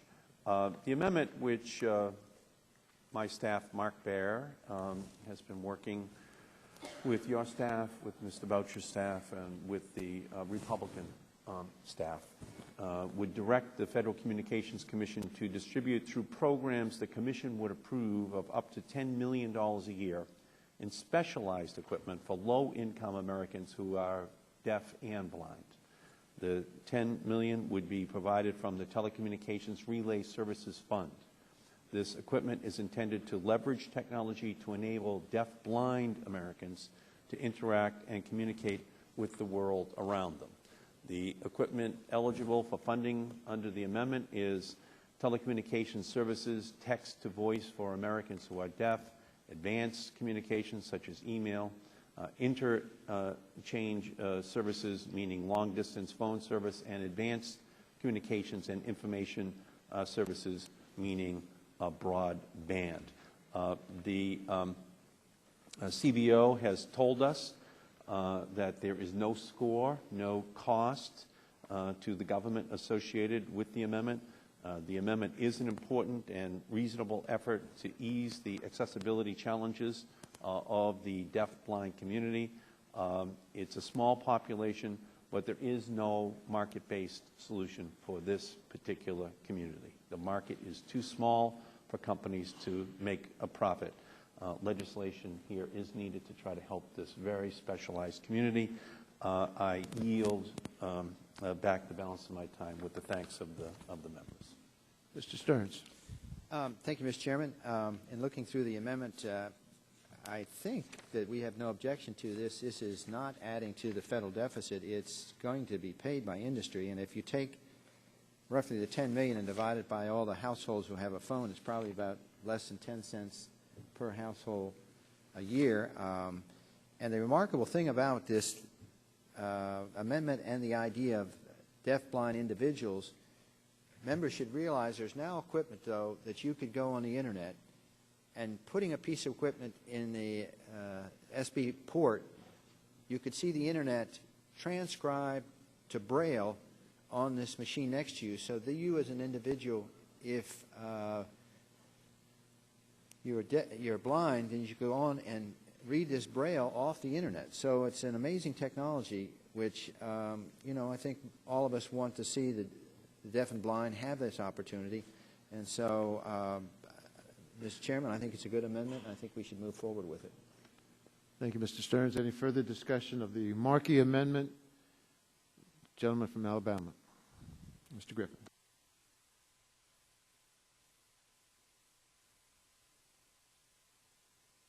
Thank you. The Alabama Institute for the Deaf and Blind, which is a legendary institution in Alabama that's well over a century old, that's been doing work with our challenged hearing and sight residents for years and years and years, welcomes this. And I think that it's fitting that Helen Keller is our newest member of Statuary Hall, and she would be proud of this amendment and the work that Chairman Markey's done, as well as the rest of the staff. And we certainly appreciate it, and I think that anyone who's had an opportunity to visit the Alabama Institute for the Deaf and Blind would be absolutely impressed that how the Internet has changed from deciphering a book on calculus for a pre-med student who is sight impaired manually to what can be done now over the Internet. And I just want to commend and let those of us who don't see it every day recognize what a huge impact this is going to have, and we appreciate it so much. Would the gentleman yield? The effort made. Yes, sir. I thank the gentleman, and I thank Alabama for selecting Helen Keller as one of the 2 statues that they have in the Capitol. She did her work at the Perkins School for the Blind up in Watertown, Massachusetts, in my district, and in Alabama. I mean, that's where she began her pioneering work that has now revolutionized the relationship between the blind community and the deaf community and the rest of the population. And I thank the gentleman very much, and Alabama for their leadership on this issue. Thank you. Are we ready for the vote on the Markey Amendment? All those in favor of the amendment say aye. Aye. Opposed, no. The ayes have it, and the amendment's agreed to. Are we ready? Are we ready for Ms. Baldwin? Do you wish to be recognized? Mr. Chairman, I have an amendment at the desk. Gentlelady is recognized. Mr. Chairman, I reserve a point of order. Gentleman reserves a point of order. Mr. Chairman, I ask unanimous consent that the amendment be considered as read. Without objection, gentlelady is now recognized for 5 minutes to explain the Thank amendment. you, Mr. Chairman. And I understand that a question of germaneness has been raised with this amendment. So I offer this amendment, will make arguments, and will ask for its withdrawal as I conclude. Mr. Chairman, there's a good case to be made as to why we should tackle serious challenges facing the public, educational, and government channels known as PEG channels. And I hope that I might receive assurances from you that our committee will take up PEG issues in the near future. I offer this amendment because of my concerns that Mr. Markey's legislation may not be complete without including our PEG channels in this in his very productive effort to ensure that Americans with disabilities can fully access existing and emerging technologies. As my colleagues may know, there are over 2,000 PEG studios and an estimated 5,000 PEG channels in the United States. In a day of media consolidation, these local, non-commercial access channels bring unique voices, perspectives, and programming to communities. They also serve as a lifeline to Americans with disabilities, helping people stay connected and fully participate in their democracy. PEG channels provide an opportunity for individuals to, especially with mobility challenges, to monitor and engage in their local government, to take distance learning classes, to find out what services are available in their communities, and even participate in church worship services. While we strive for digital inclusion, we must protect and enhance the existing access to news and civic life available through PEG channels. My amendment would accomplish three simple things. First, it would clarify that the captioning obligations in the 21st Century Communications and Video Accessibility Act will not relieve providers of PEG channels from meeting the same standards that are required of broadcasters. For example, AT&T does not offer PEG channels the same way other cable operators do. They group all PEG channels in a certain region on channel 99, which works through an on-screen menu-driven system. A person with a visual impairment may have challenges using channel 99 without assistance because of the way the on-screen menu works. Further, AT&T does not offer closed captioning on channel 99 or any of the PEG channels it carries. It offers only open captioning, which scrolls kind of like a CNN ticker. As many people with disabilities know, this is a real problem for those communities who require closed captioning and or second language captioning. My amendment would require providers of PEG channels to meet the same standards that are required of broadcasters and clarifies companies like AT&T are not in compliance with existing law, let alone the new standards set forth in the underlying legislation before us today. Second, my amendment would ensure that Americans with disabilities can rely on their PEG channels for emergency alerts. Unfortunately, some cable companies have started moving PEG channels to a digital-only tier where they are completely inaccessible to analog cable customers, placing an unnecessary burden on low-income and fixed-income individuals and families and people with disabilities. For example, in the state of Texas, Time Warner has begun sending notices to cities, letting them know that as of August 5th, in the midst of hurricane season, PEG channels will be moved from their current analog to digital format. If consumers want to view PEG channels after August 5th, they will have to obtain a converter box at an additional charge to the customer. Finally, my amendment will update existing law to allow communities to use PEG support in whatever manner best serves that community, including using funds to hire personnel. This amendment is based on my CAP Act, standing for Community Access Preservation Act, H.R. 3745, which has been endorsed by the U.S. Conference of Mayors, the National League of Cities, the National Association of Counties, and the Alliance for Community Media and the National Association of Telecommunications Officers and Advisors. I firmly believe that by strengthening our PEG channels, we are fulfilling the promise of Mr. Markey's goal to ensure Americans with disabilities have full access to every means of communication available now and well into the future. As I mentioned at the beginning of my statement, I do intend to withdraw this amendment, but I am hopeful that this committee will soon turn its attention to the challenges faced by PEG channels in our ever-changing telecommunications environment. Gentlemen, yield to me. I would be happy to yield. Well, you've raised a very important issue that we need to look at more carefully, and I want to consult with Mr. Boucher, Mr. Barton, Mr. Stearns, and you further on what we can do in this area. Well, I thank the chairman, and with that, I would withdraw the amendment. Without objection, the amendment has been withdrawn. The vote now comes on the Boucher amendment in the nature of a substitute as amended. All those in favor of that motion will say aye. Aye. Opposed, no. The ayes have it, and the motion is agreed to. Vote now is on the order reported H.R. 3101 as amended with the recommendation the bill do pass. All those in favor of that motion will say aye. Aye. Opposed, no. The ayes have it, and the motion is agreed to. We'll now move to consideration of H.R. 4692, the National Manufacturing Strategy Act of 2010. Without objection, the bill will be considered as read and open to amendment at any point. I have a manager's amendment, and without objection, that amendment will be considered as read. This manager's amendment makes a number of changes to consolidate and streamline provisions of the National Manufacturing Strategy Act, as well as to improve the flow and the structure. One of the main differences is that this amendment combines the board and task force into one advisory committee called the President's Manufacturing Strategy Board. Also, that board will contain many but not all of the public sector representatives listed in the original bill and adds the Office of U.S. Trade Representative. The amendment narrows down the private sector members to 9 and consolidates the provisions describing the range of individuals to be selected. The chair of the board will be the Secretary of Commerce or a designee, and the vice chair will be chosen by the President from one of the private sector appointees.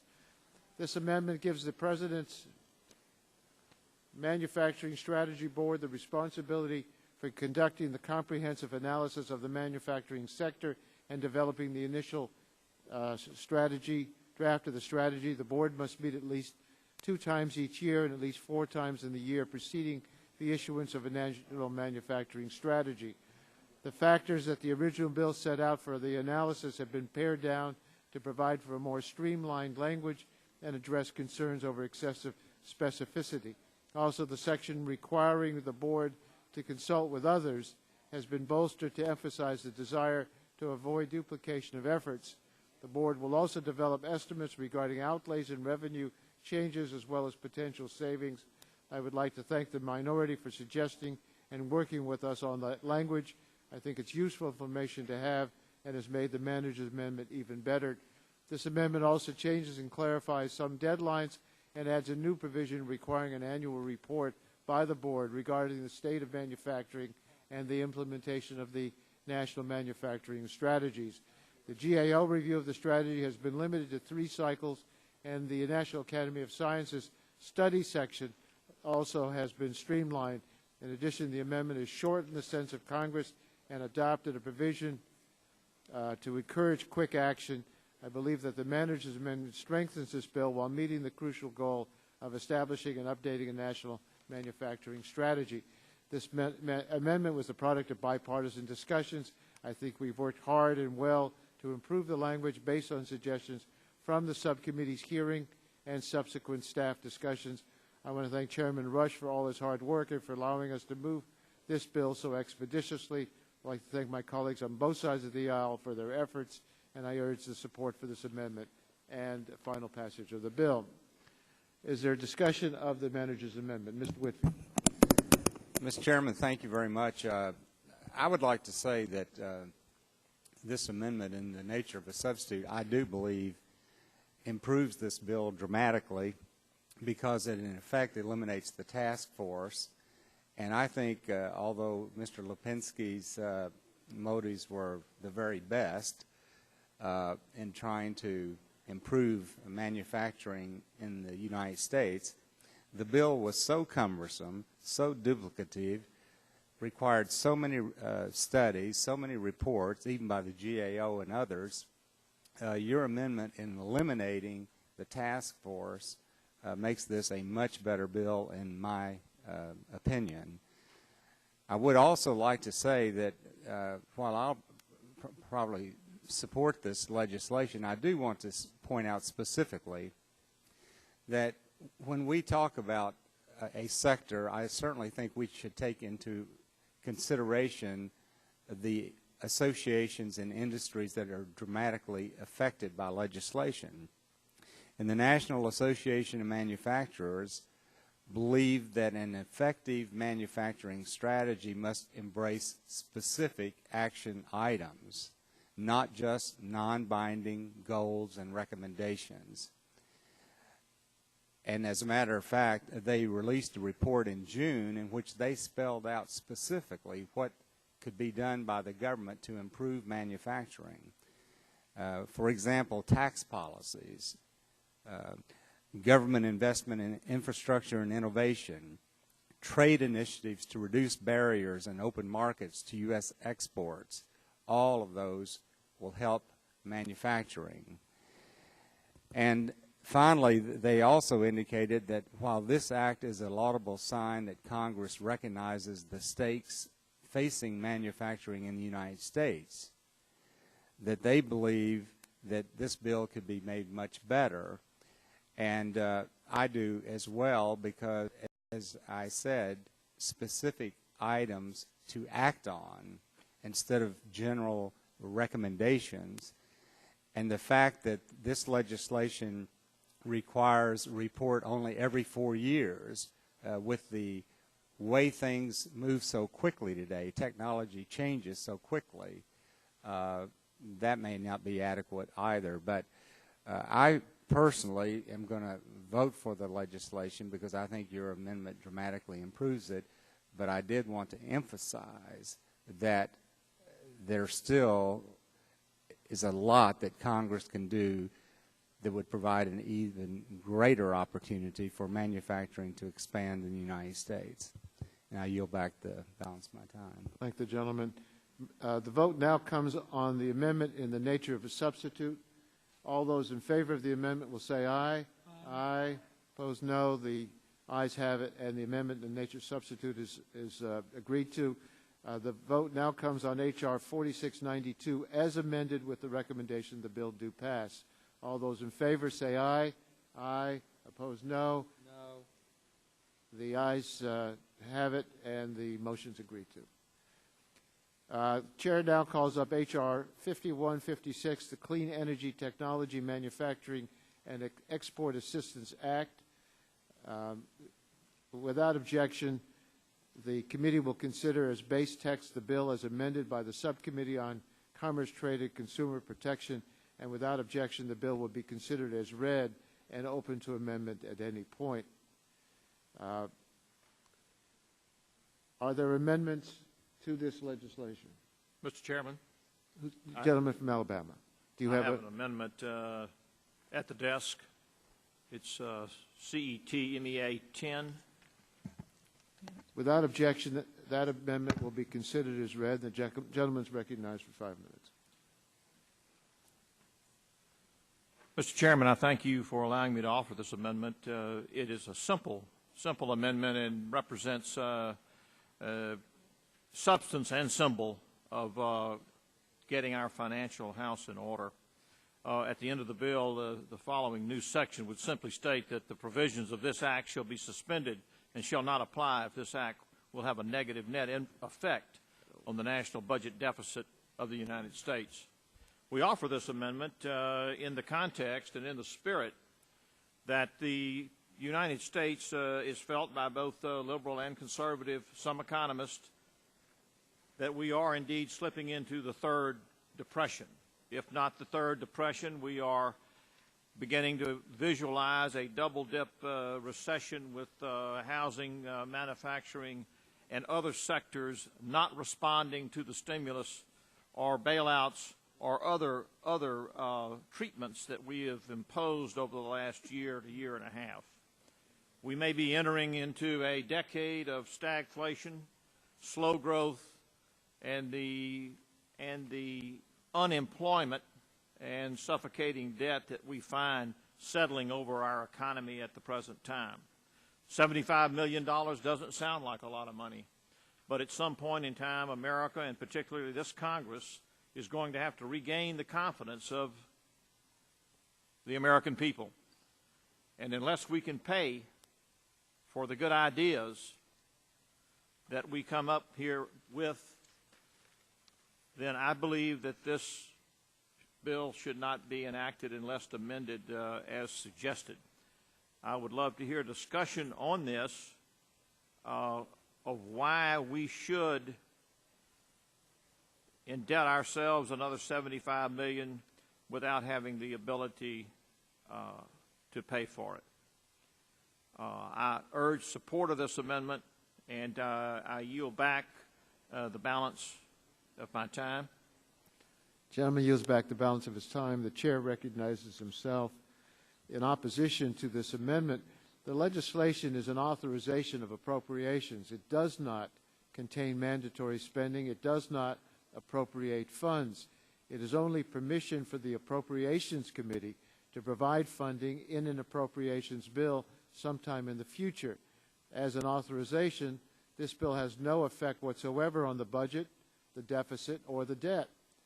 The right time to voice any concern about the money that is authorized in this bill is when any money actually is appropriated. Appropriations could choose to spend zero money on these new authorities. They could choose to spend the entire amount authorized, or they could go somewhere in between.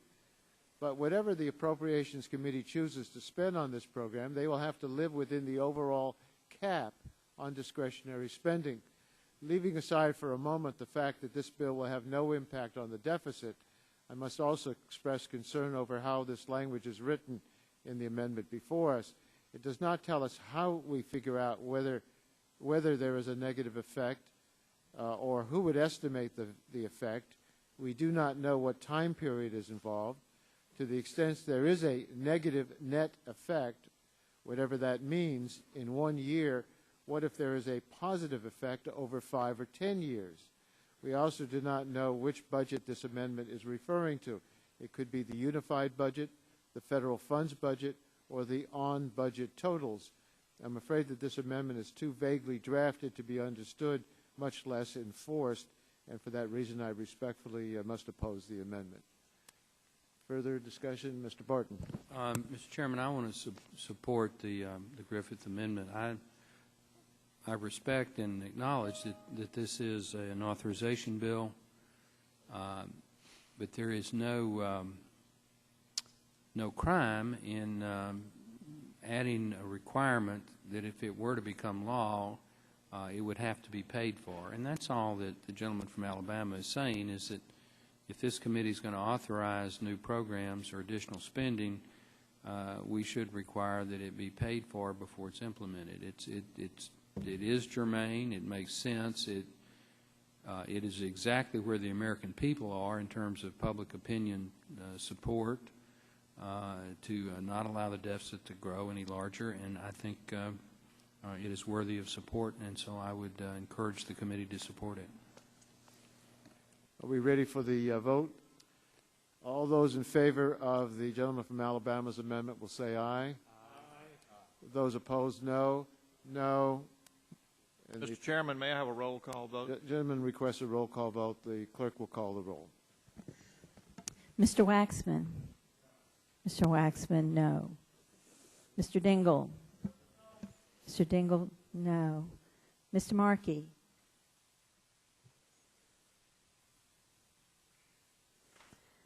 Mr. Boucher.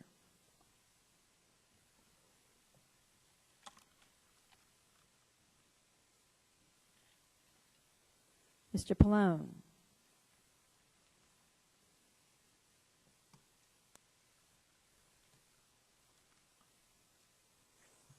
Mr. Gordon.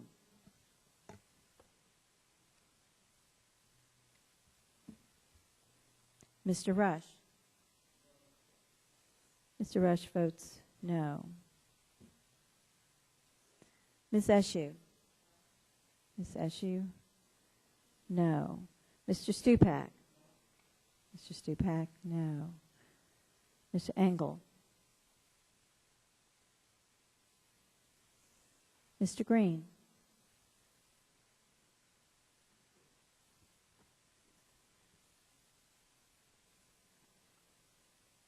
Ms. DeGette.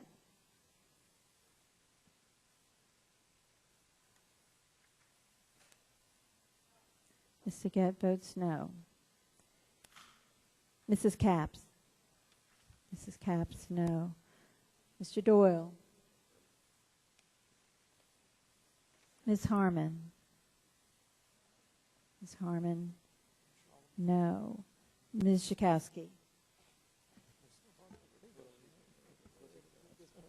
Mr. Gonzalez.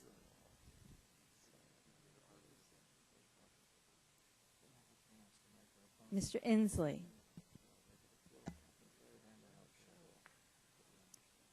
Ms. Baldwin. Ms. Baldwin, no. Mr. Ross.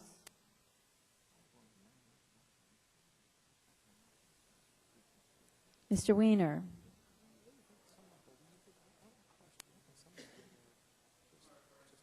Mr. Weiner, not recorded. Mr. Weiner votes no. Mr. Matheson. Mr. Matheson, no. Mr. Butterfield.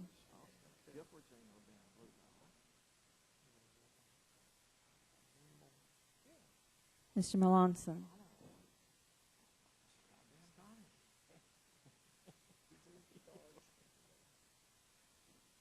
Mr. Barrow. Mr. Barrow votes no. Mr. Hill.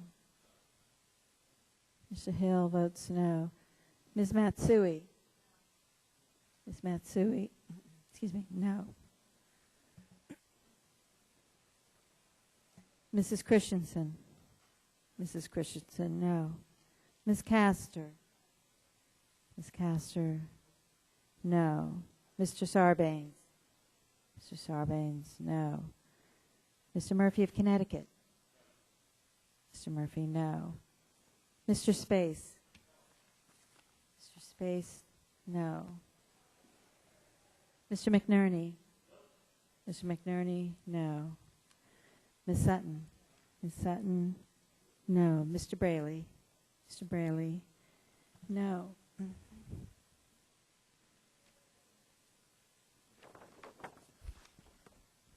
Mr. Welch.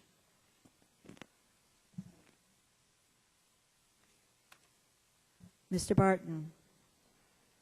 Mr. Barton votes aye. Mr. Hall. Mr. Upton. Mr. Upton, aye. Mr. Stearns. Mr. Whitfield. Mr. Chairman, before I vote, would it be appropriate for me to ask a question to the legal counsel about one issue before I vote? Well, not under the rules. Not under the rules? I'll ask unanimous consent that we allow the gentleman a minute to do this. All right. Without objection. I would like to ask legal counsel this question. When this legislation was first introduced, it did not include in the definition any technology relating to carbon capture and sequestration. And either in the substitute or an amendment, I forgot which, the language was supposed to have been put in this bill that would allow funding through this bill to be available for carbon capture and sequestration. And is it your understanding that this bill would allow funding for carbon capture and sequestration technology? It is my understanding that the definition that was substituted was a definition that was generally understood by this committee to include carbon capture sequestration. Okay. Then I vote no.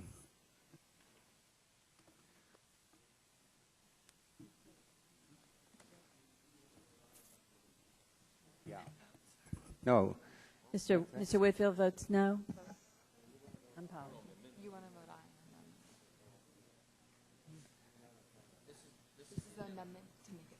No, I want to vote yes on the bill because of carbon capture and sequestration, and I want to vote no on his amendment because I think it's so important that we have carbon capture and sequestration to continue to use coal in this country that provides 51% of our electricity.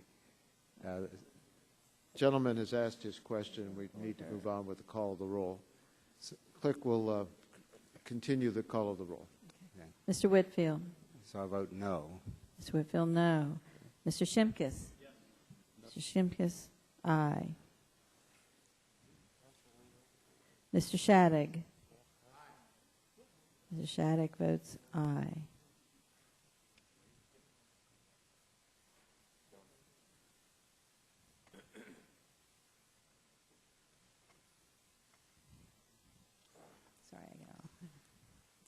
Mr. Blunt. Mr. Boyer. Mr. Radonovich. Mr. Pitts. Mr. Pitts votes aye.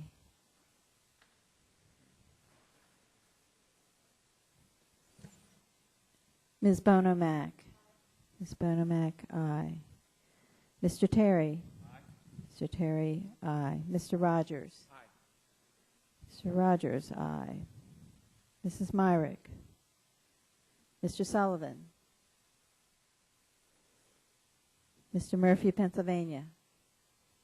Mr. Murphy, aye. Mr. Burgess. Mr. Burgess, aye. Ms. Blackburn. Ms. Blackburn, aye. Mr. Gingrey. Aye. Mr. Gingrey, aye. Mr. Scalise. Aye. Mr. Scalise, aye. Mr. Griffith. Aye. Mr. Griffith, aye. Mr. Latta. Aye. Mr. Latta, aye. Mr. Markey. Mr. Markey votes no. Mr. Pallone. Mr. Pallone votes no. Mr. Green. No. Mr. Green, no. Mr. Engel. No. Mr. Engel, no. Mr. Inslee. No. Mr. Inslee, no. Mr. Ross. Mr. Ross, no. Sorry. Mr. Butterfield. Mr. Butterfield votes no. That's right. Three at last. Come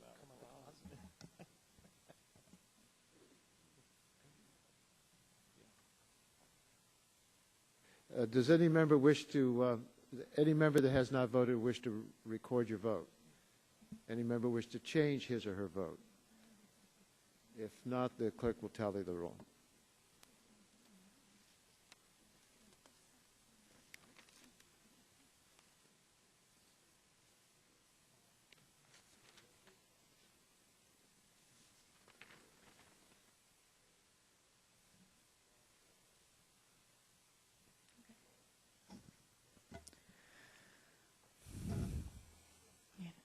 Clerk will announce the vote. Mr. Chairman, on that vote, the yeas were 15, the nays were 30. 15 ayes, 30 noes. The amendment is not agreed to. Are there further amendments to the bill? If not, we will vote on reporting H.R. 4501 with the recommendation that the bill do pass. There wasn't an amendment, was there? Okay, the vote now comes on final passage of the bill. All those in favor of the motion to report the bill will say aye. Aye. Opposed, no. The ayes have it, and the motion is agreed to. We're now going to... Parliamentary inquiry, Mr. Chairman. Who's seeking the... I am. Yes, Ms. Harman. I think you used the wrong bill number. Just want to be sure that I think it's 5156. Am I wrong? Yes, gentlelady's on the ball. And there was a typo, so the vote that we just took was on reporting 5156. Any objection to... let's take the vote again. All those in favor of reporting 5156 will say aye. Aye. Opposed, no. The ayes have it, and the motion is agreed to. Now we have before us, I'm going to move to H.R. 3655, the Bereaved Consumers Bill of Rights Act. The committee, without objection, will consider the bill read and open to amendment at any point, and further that the base text for the bill will be that as amended by the Subcommittee on Commerce, Trade, and Consumer Protection. The bill is now before us. Are there any members seeking recognition? Okay. Mr. Rush, do you seek recognition for for the purposes of offering an amendment? I know Mr. Gingrey wants to offer an amendment. Mr. Chairman, I have an amendment at the desk. If the gentleman has an amendment at the desk, the clerk will report the amendment.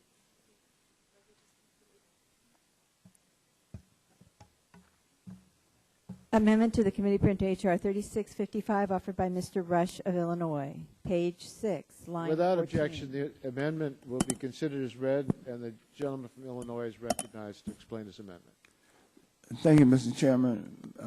Mr. Chairman, you may recall that at this committee's May 5th, 2010 markup, I requested that you withdraw the Bereaved bill, as I did not want to risk the passage of this bill, which was amended by Mr. Gingrey, and would have provided a carve-out for religious-owned and operated cemeteries. Had these amendments carried, it was my firmly held view that my bill would have been entirely gutted. My views have not changed since the last markup. Mr. Chairman, I am not only a Christian, but I am a Baptist minister, and so I am very sensitive to religious matters, But, Mr. Chairman, a Catholic or a Baptist or a Jew or a Muslim who decides to bury, cremate, or entomb a departed loved one is just as vulnerable as the same religious follower or an atheist or an agnostic were they to decide to purchase funeral goods and service from a non-religious cemetery or crematory. Those who would assert that somehow religious organizations are more immune than non-religious organizations from committing unfair and deceptive practices that harm bereaved consumers are ignoring prominent examples of such misconduct. Mr. Chairman, this is not really a religious matter. This is a business matter. And I would ask that the members of the subcommittee, of the full committee, keep that in mind. Here are a couple of examples. In 2008, in Ozone Park, New York, the kin of an interred couple has brought forth litigation against Bayside Cemetery, a Jewish cemetery, a crematory rather, run by a congregation named Shari Sadiq. The plaintiff claimed that the congregation responsible for the cemetery failed to uphold its contract to maintain the perpetual care of his interred parents and diverted money from the perpetual care trust fund to renovations for the congregation's place of worship. In addition to the neglect, there were incidents of grave desecration. At St. Patrick's Cemetery in Saginaw, Michigan in 2007, when Jeff LePan died unexpectedly at the age of 20, his family was sold 4 adjoining plots, quote, quote, Mr. LePan now, in car salesman fashion, end of quote, according to Jeff LePan's brother Jim. Jeff's family intended for him to be buried in the northernmost plot, and the remaining 3 plots were for his parents and wife. A year after his passing, Jeff's mother passed away. The cemetery's officials informed Edward, the family's patriarch, that Jeff had been buried in the wrong plot. A third example, Mr. Chairman, at St. Matthew's Cemetery in St. Louis, Missouri in 2008, Ms. Janet Bono described her unpleasant experience of purchasing a monument for her father's grave. Bono was surprised to be quoted a foundation fee at a cemetery where numerous monuments stood without foundations, while others rested on foundations of poor craftsmanship. In light of the poor upkeep of other grave sites at the cemetery, Bono expressed concern about paying for a foundation that may not be maintained. Bono stated that her purpose in disclosing her account as being a search for a recourse because she felt as though without quota, people are being gouged at a very vulnerable time in their life. Furthermore, Mr. Chairman, to exempt only religious organizations which do not have an affiliation through ownership contract or some other management arrangement with a for-profit third party is bad policy and poor legislation. We simply do not know the scale effects of such exemptions. How many cemeteries will we be exempted from the bill? No one can provide a reliable answer, only to say that we've already voted on the Barton Amendment requiring a study. Not the states. They can't provide an answer. The GO cannot, at this point, provide an answer. The IRS can't provide an answer. The Social Security Administration cannot provide an answer. The FTC cannot provide an answer. And the FTC currently administers the funeral rule that covers funeral homes but they don't cover cemeteries, nor do they cover crematoria. Mr. Chairman, my amendment will address this problem in a very forthright way. It will say that any cemetery, religious or non-religious, that does not engage in commerce in the operation of the cemetery is exempt. But the moment that they sell a product or sell a service, then they are covered by this legislation. Mr. Chairman, I think that this is a long way toward helping those individuals, be they a customer or a consumer of a non-religious service or religious service. It will give them the protection that they need. We've had too many instances across the board, from national cemetery, from the National Cemetery at Arlington to the aforementioned cemetery at Burroughs in my district. The American people need to have the protection of this legislation. And Mr. Chairman, I ask the committee members to support this amendment. Thank you, Mr. Rush. Your time has expired. Mr. Barton. Mr. Chairman, I am not an advocate in any shape, form, or fashion of euthanasia. But if there was such a thing as legislative euthanasia, this bill would be a candidate for it. I have nothing but respect for the subcommittee chairman, Mr. Rush, and his many good deeds, both in the Congress and as a pastor of his church in Chicago. He's attacking a problem that, if it exists, it can be successfully attacked at the state level. All of the instances that he's referred to violated state laws, and in the case of his home state of Illinois, the state has acted very aggressively and I think appropriately to remedy that situation. The apparent justification for the underlying bill is that under current law, funeral homes are subject to regulation by the Federal Trade Commission. So if it's okay for funeral homes, it might as well be okay for cemeteries.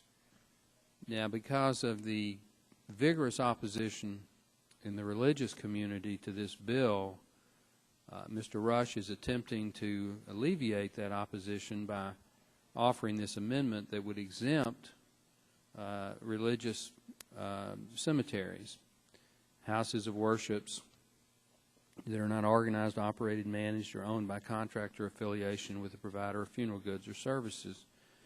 So, I mean, it's a pragmatic political decision, and again, he's to be commended for being politically pragmatic, but it shows the weakness of the underlying bill. We simply don't need to regulate cemeteries at the federal level. I do have a question to counsel. What does the term middle judicatory mean?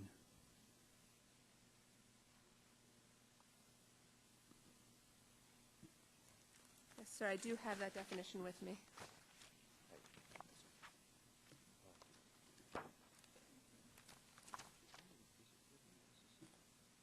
It is an administrative structure or organization found in religious denominations. It's a what?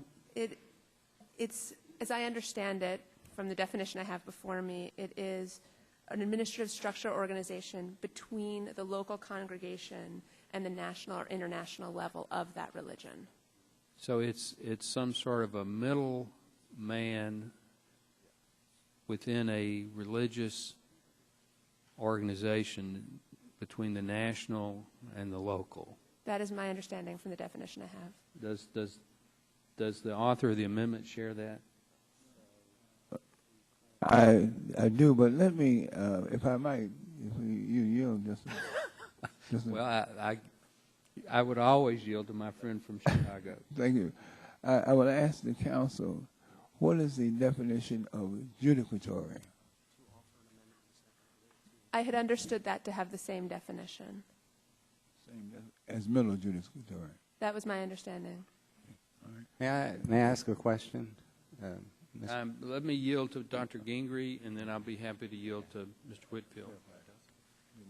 Actually, Mr. Chairman and Ranking Member, I have a second-degree amendment to the Rush amendment, so you might go ahead and yield to Mr. Whitfield. Mr. Gingrey, one of the questions I wanted to ask you is,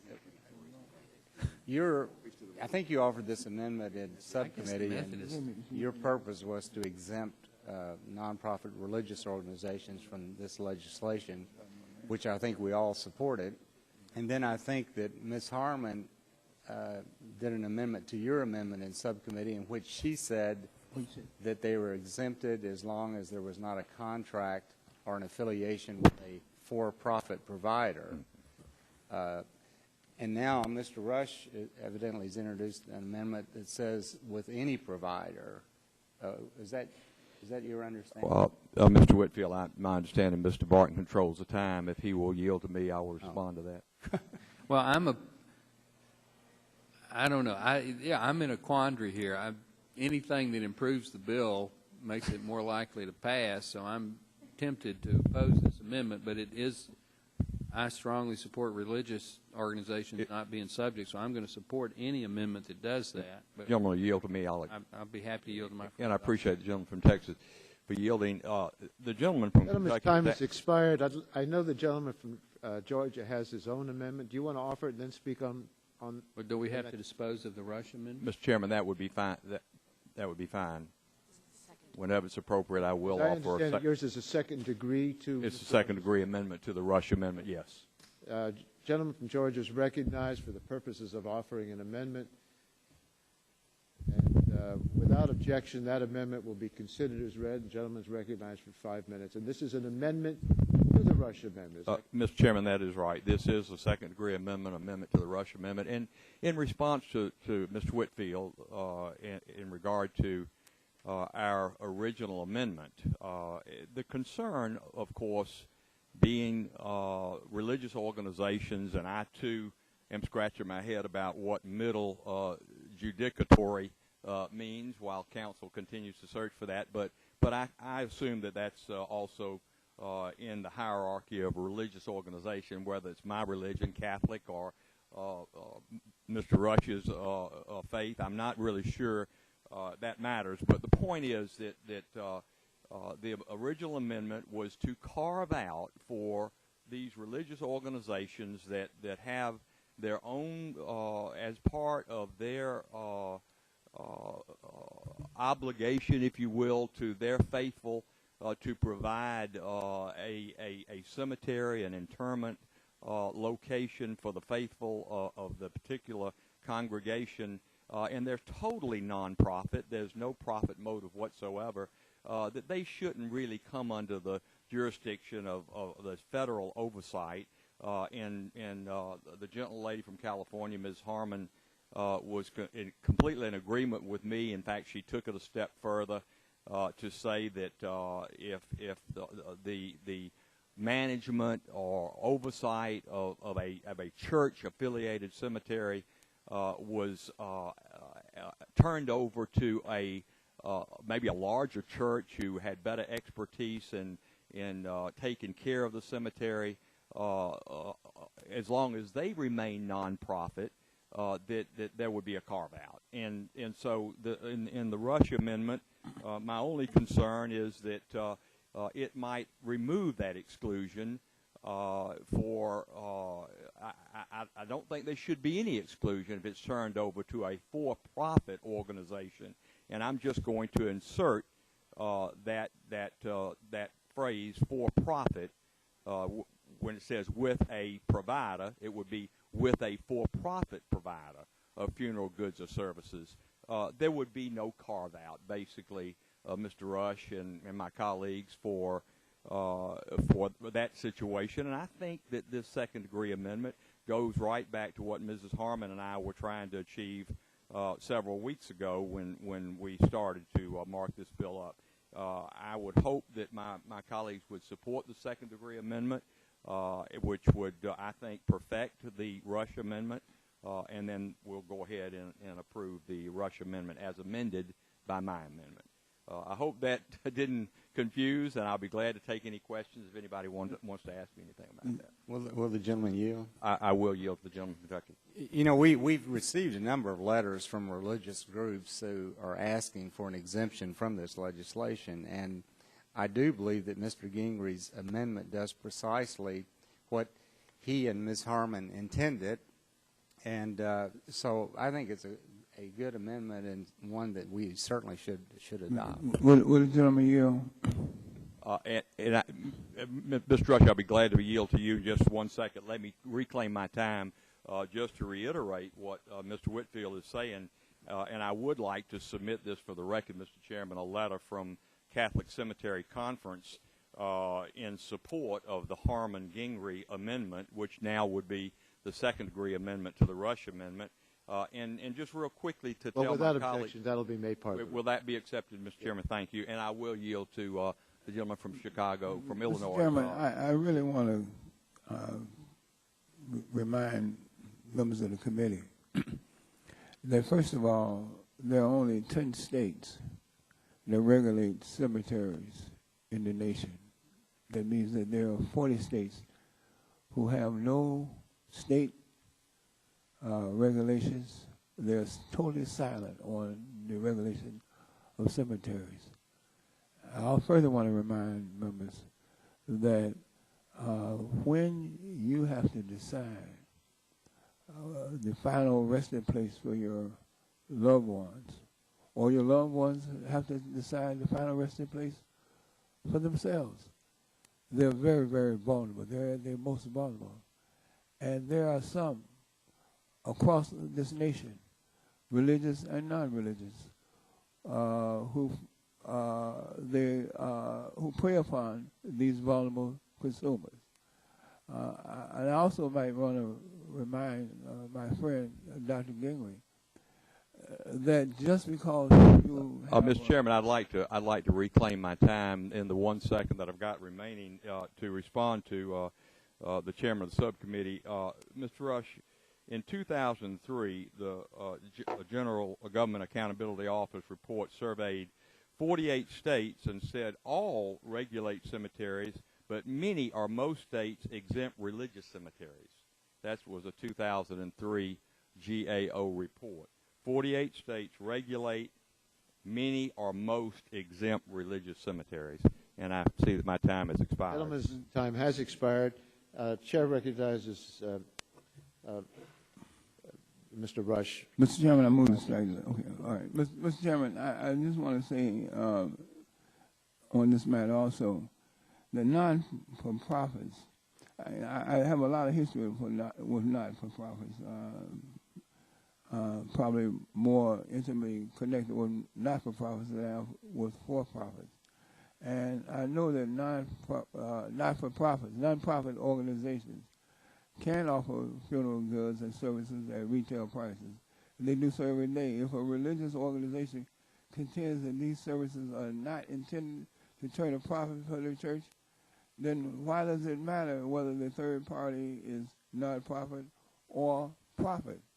Mr. Chairman, if you, and I will use this metaphor, if a baker will give out their bakery goods for free without a profit, then they would be exempt from this legislation. But once a bakery affiliates with or wants to sell the bakery goods or affiliates with a third party to sell the bakery goods, then they're not in the not-for-profit spirit, or they're not in the not-for-profit mode. They are indeed in the for-profit mode. And I would just know and remind members that just because there's a label of not-for-profit, that does not mean that there's not a profit motive or a profit result that doesn't come about as a result of these transactions. Further, Mr. Chairman, I really wanted just to remind members of the basic point here. The basic point is that across the board, there are religious organizations now that run cemeteries where there is litigation pending, or litigation have already concluded, in far too many places where they have been targets of outraged consumers who feel as though they have been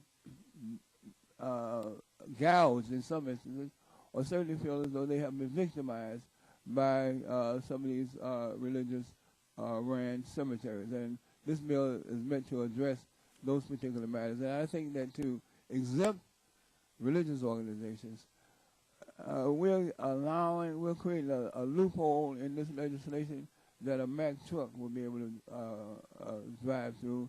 And Mr. Chairman, I just think that this amendment, the second-degree amendment, is ill-conceived, ill-timed, and I think it's unfortunate that we're discussing this particular matter, because we have to save and protect the American consumers across the board, and a carve-out for religious organizations would not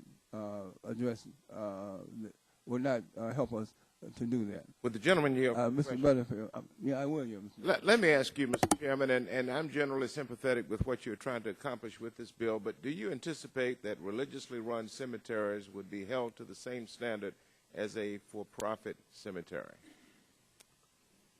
in terms of record keeping? And the reason I ask that is because I'm from the southern part of our country, and many of our churches have small cemeteries that they've maintained for more than 100 years. And the record-keeping responsibility may end up being a burden for some of these churches. So do you anticipate the same level of record-keeping for church-run cemeteries as opposed to for-profit cemeteries?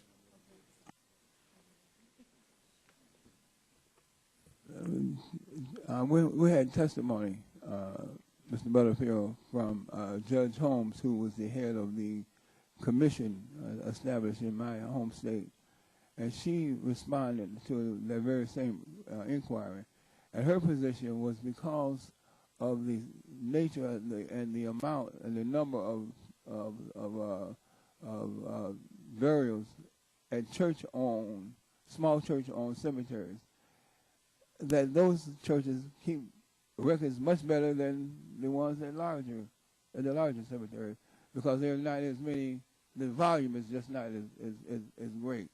And because, and I'm sure your experience is like my experience with my father, who I buried at a church-owned cemetery some years ago, they use these documents not just for the purposes of keeping a record and an account of where they were buried, but these become historical family documents. And so they have a more of an abiding interest and abiding concern that these records are accurate and these records are complete and that they are maintained. Gentleman's time has expired. Are we ready for the vote? The vote now occurs on the Gingrey Amendment. All those in favor of the Gingrey Amendment will say aye. Aye. Opposed, no. Let's see a show of hands. Let's call it first. Mr. Chairman, let's have a roll call vote. Oh, okay. You want me to call it? Yeah, let's have a roll call vote on it. So it sounded like the ayes have it. Anybody want to ask for a show of hands, or do we want to accept? Mr. Chairman, I'll agree to a show of hands. Let's do that, Mr. Chairman. Then we'll see whether we're going to go for a roll call. Let's see a show of hands. All those for the Gingrey Amendment, please raise your hand.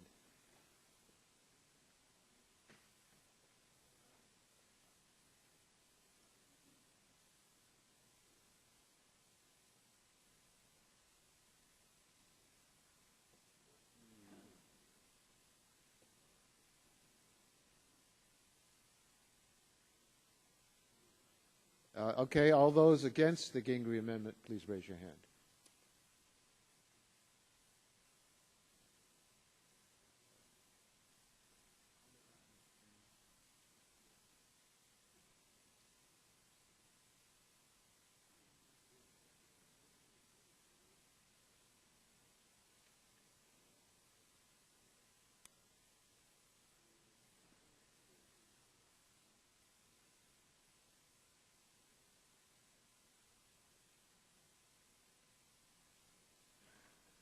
Clerk will announce the vote.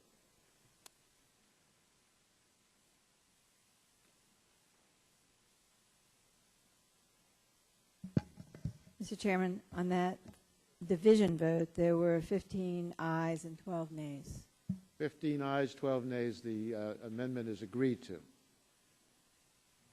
The vote now comes on the Rush Amendment as amended.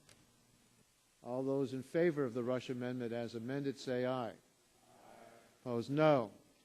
The ayes have it. The Rush Amendment is, as amended, is agreed to. Are there further amendments to the legislation? Mr. Chairman, I have some amendments, but I want to ask some questions of council. Gentleman's recognized for 5 minutes. As the bill is currently drafted, would Arlington National Cemetery be subject to its jurisdiction? No, it would not. It would not be. Would the state-owned cemetery in Austin, Texas, that's operated by the state of Texas, be subject to its jurisdiction? State-owned cemeteries that are operated by states are covered by the legislation. State-owned, operating. Okay. What about a municipal cemetery that would be operated by the city of Meridian, Texas, for example? Municipal cemeteries are covered by the legislation. Okay. So municipals are covered. State cemeteries are covered, but national military cemeteries are not covered. That is correct. Okay. Mr. Chairman, I have an amendment at the desk. Clerk will report the amendment. This was the amendment 001XML with respect to municipal cemeteries. Without objection, the amendment will be considered as read. Gentleman from Texas is recognized for 5 minutes. Mr. Chairman, this amendment in terms of the wording is somewhat obtuse because it strikes line 15 on page 6 and inserts, but what it does is it would exempt municipal-owned cemeteries from the regulations of this bill. There are many towns, cities, and counties across the United States that own cemeteries and that responsibly manage those cemeteries. These are not money-making operations for the local government. They are run primarily as a public service, and in many cases, because privately run for-profit cemeteries have gone bankrupt or have been abandoned. Under the bill before us, a minor violation of the FTC cemetery rule could trigger a fine at the rate of $16,000 per violation. Obviously, if you have a municipal-owned cemetery in a small town, that could bankrupt the town. The FTC's jurisdiction, generically, not specifically with this bill, but just generically, has been limited to for-profit businesses. Since so many of our municipal-owned cemeteries are obviously not for profit, it would seem, especially based on the vote that we just had on religious cemeteries, to exempt municipal-owned cemeteries also. So I would encourage the adoption of this amendment. Thank you, Mr. Barton. Further discussion of this amendment? Mr. Rush, you should be recognized. Yeah, Mr. Chairman, yes, I would be recognized. I think, Mr. Chairman, this is right along the similar paths of a carve-out that would include religious organizations. Mr. Chairman, let me just use my state as an example.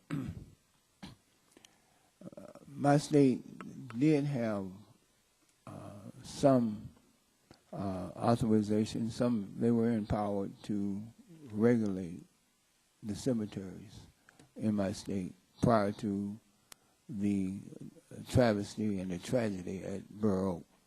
But they failed to do that. Mr. Chairman, those of us who are in Congress, we are very much familiar with sometimes where states abdicate their responsibility, do not enforce their responsibility. And I think that if a state right now, if there's one area where their enforcement authority goes lacking, it's in the area of protecting consumers, particularly at the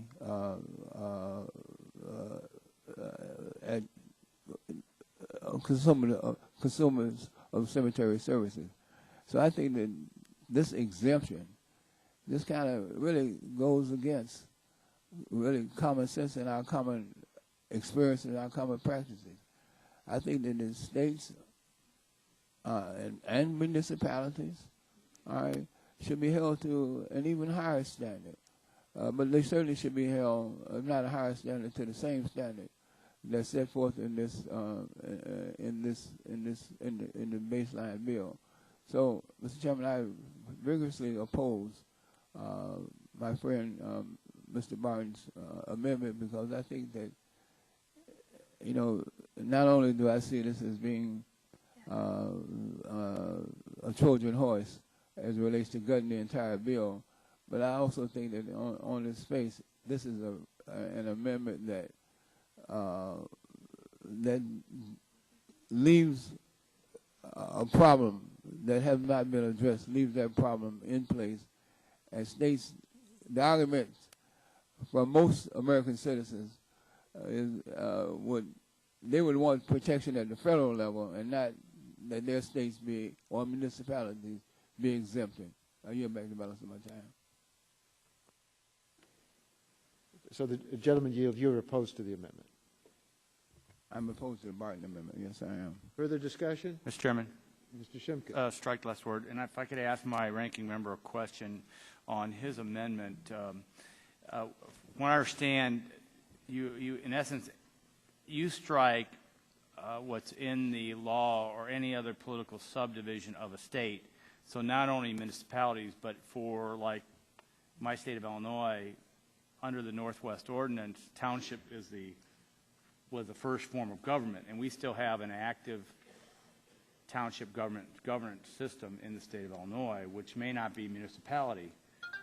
Townships would also be considered underneath your language. That's my intent. Now, I'm not an attorney, but that would be my intent. Could I ask a question to counsel? Since we're striking any other political subdivision of the state, for my state of Illinois, which has township government, that would include a subdivision of the state.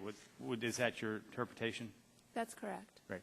And I would just tell my colleagues that we do have township form of government. They have an annual meeting. They elect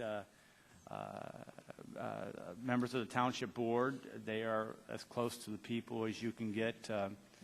Some do operate cemeteries, and I think we should the same argument that my colleague made for the municipality could also be made for the townships. And I have great respect for my friend from Chicago, but township governments are not compensated real well, and so I support my ranking member's amendment. I need all the support I can get. Thank you. Further discussion? Gentleman from Alabama.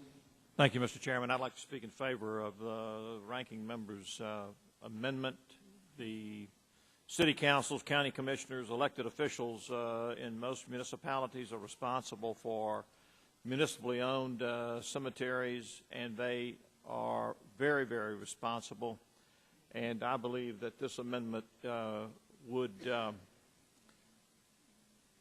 go to the fact that we already have adequate regulation by elected officials responsible to the public, who 99.9% of the time, these are nonprofit cemeteries, and they are run well, and their record keeping is excellent, and I don't believe that they would benefit from being covered under this new law. So I'm in support of the ranking member's amendment.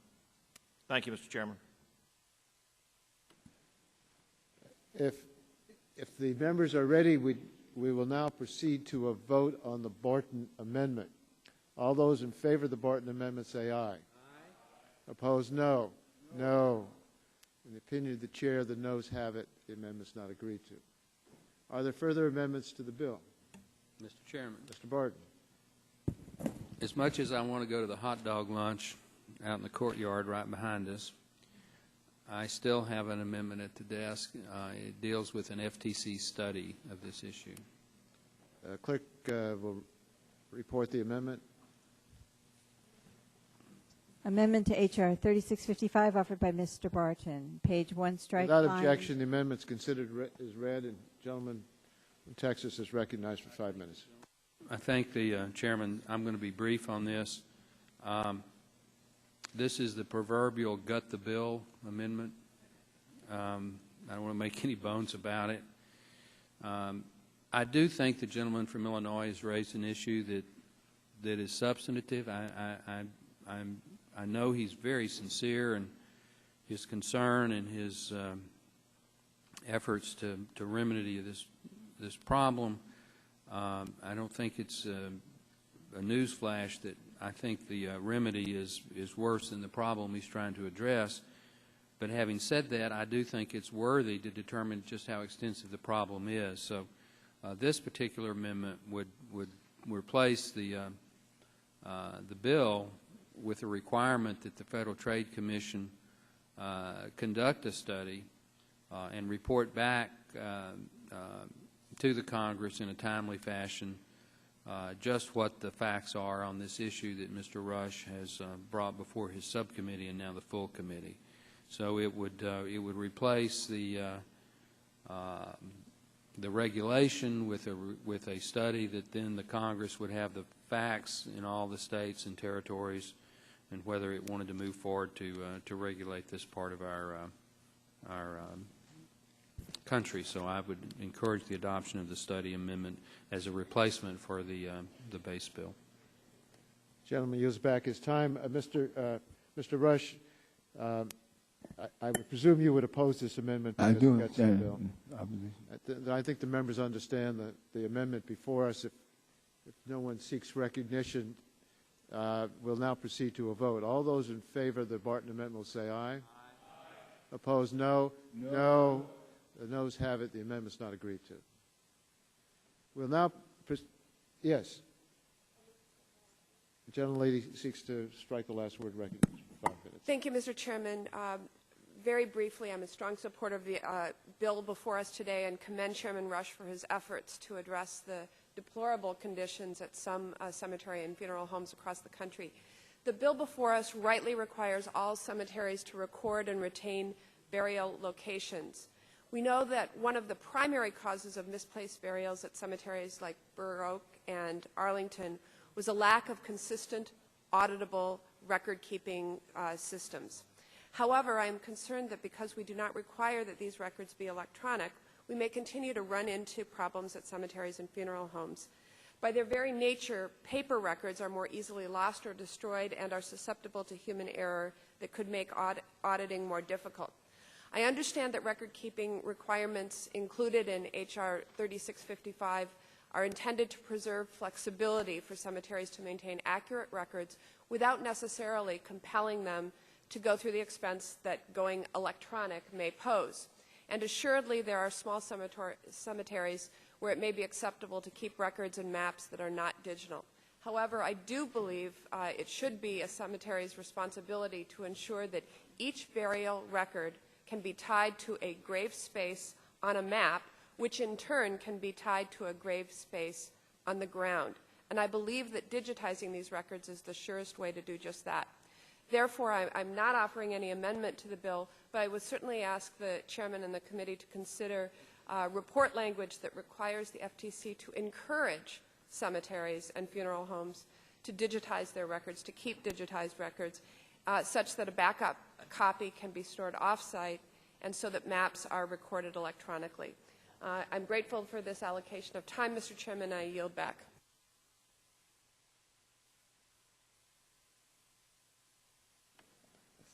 The gentlelady yields back her time.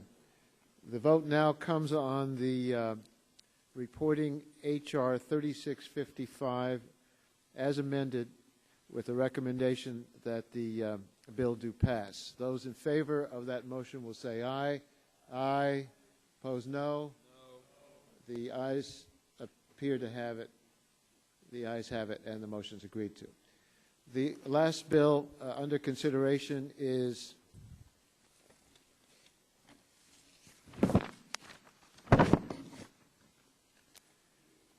H.R. 4678, the Foreign Manufacturer Legal Accountability Act of 2010. Without objection, the committee will consider as base text the bill as amended by the Subcommittee on Commerce, Trade, and Consumer Protection, and further, without objection, the bill will be considered as read and open to amendment at any point. Chair recognizes himself for a manager's amendment. Without objection, that amendment will be considered as read. The manager's amendment I'm offering makes substantive and technical changes to the legislation. First, the amendment clarifies the effective date for the requirement that foreign manufacturers register an agent. Both the effective date for the registration requirement and the deadline for the publication of regulations regarding who must comply and how is set at 1 year after enactment. Clearly, you can't be expected to comply with a requirement on the same day that the regulations regarding the requirement could be published. This amendment fixes the issue by setting the effective date for the registration requirement after the deadline for the regulations. Second, in response to concerns raised by the minority staff, the amendment strikes a portion of the language setting out the minimum information that must be provided to register an agent. In particular, the minority was concerned that a foreign manufacturer may not always know under what brand names or other marks a product might be sold once it moves upstream. So it would be unreasonable to ask them to supply this information. I think that's a legitimate point, so this amendment removes this requirement.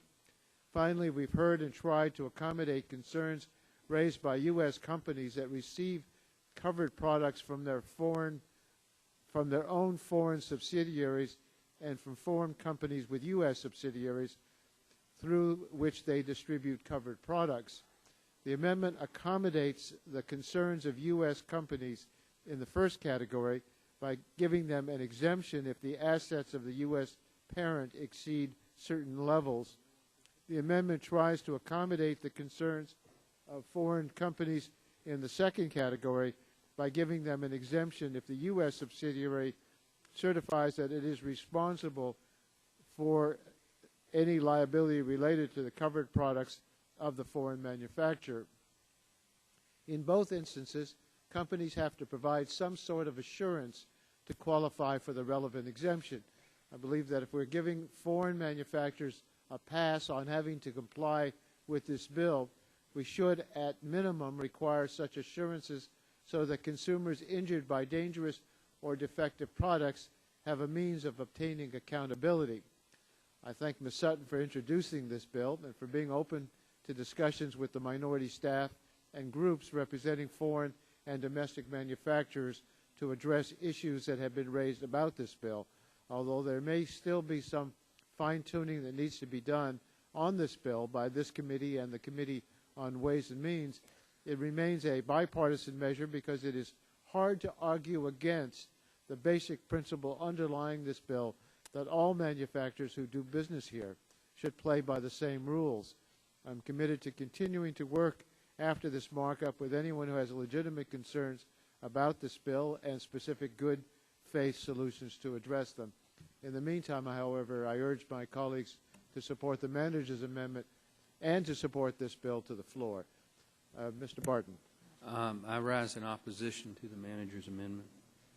Gentleman is recognized. It is not hard, Mr. Chairman, to argue against this bill and to argue against the manager's amendment. We received it this morning at 9:15. We've never seen this language. It's not been discussed in a hearing. It's never been vetted or shared. until we received it this morning at 9:15 for a markup that was scheduled to begin at 10 o'clock. I listened to your explanation of the manager's amendment.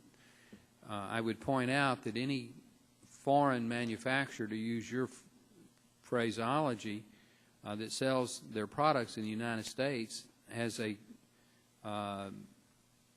subsidiary or an outlet in the United States that is subject to the rules here in the United States.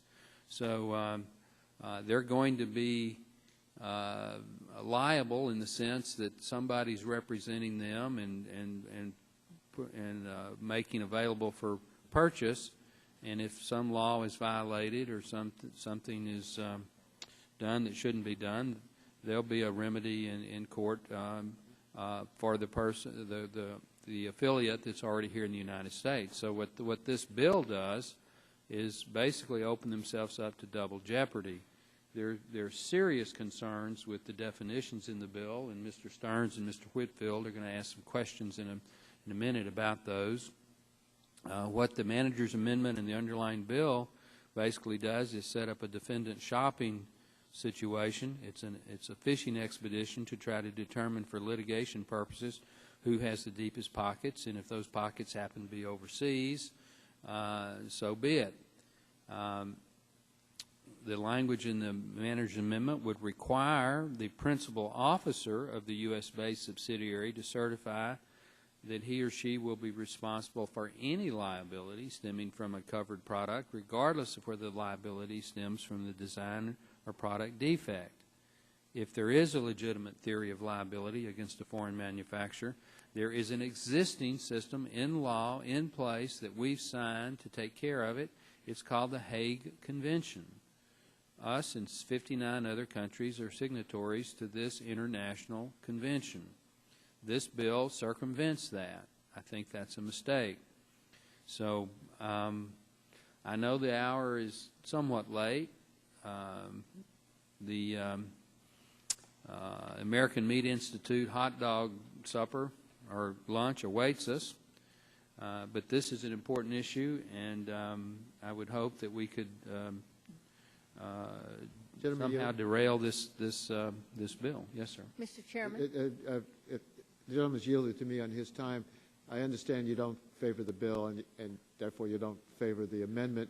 You complained that it was only provided this 9 o'clock this morning, but there has been extensive discussions about the changes, and that many of the changes were made to accommodate the points that your staff had raised.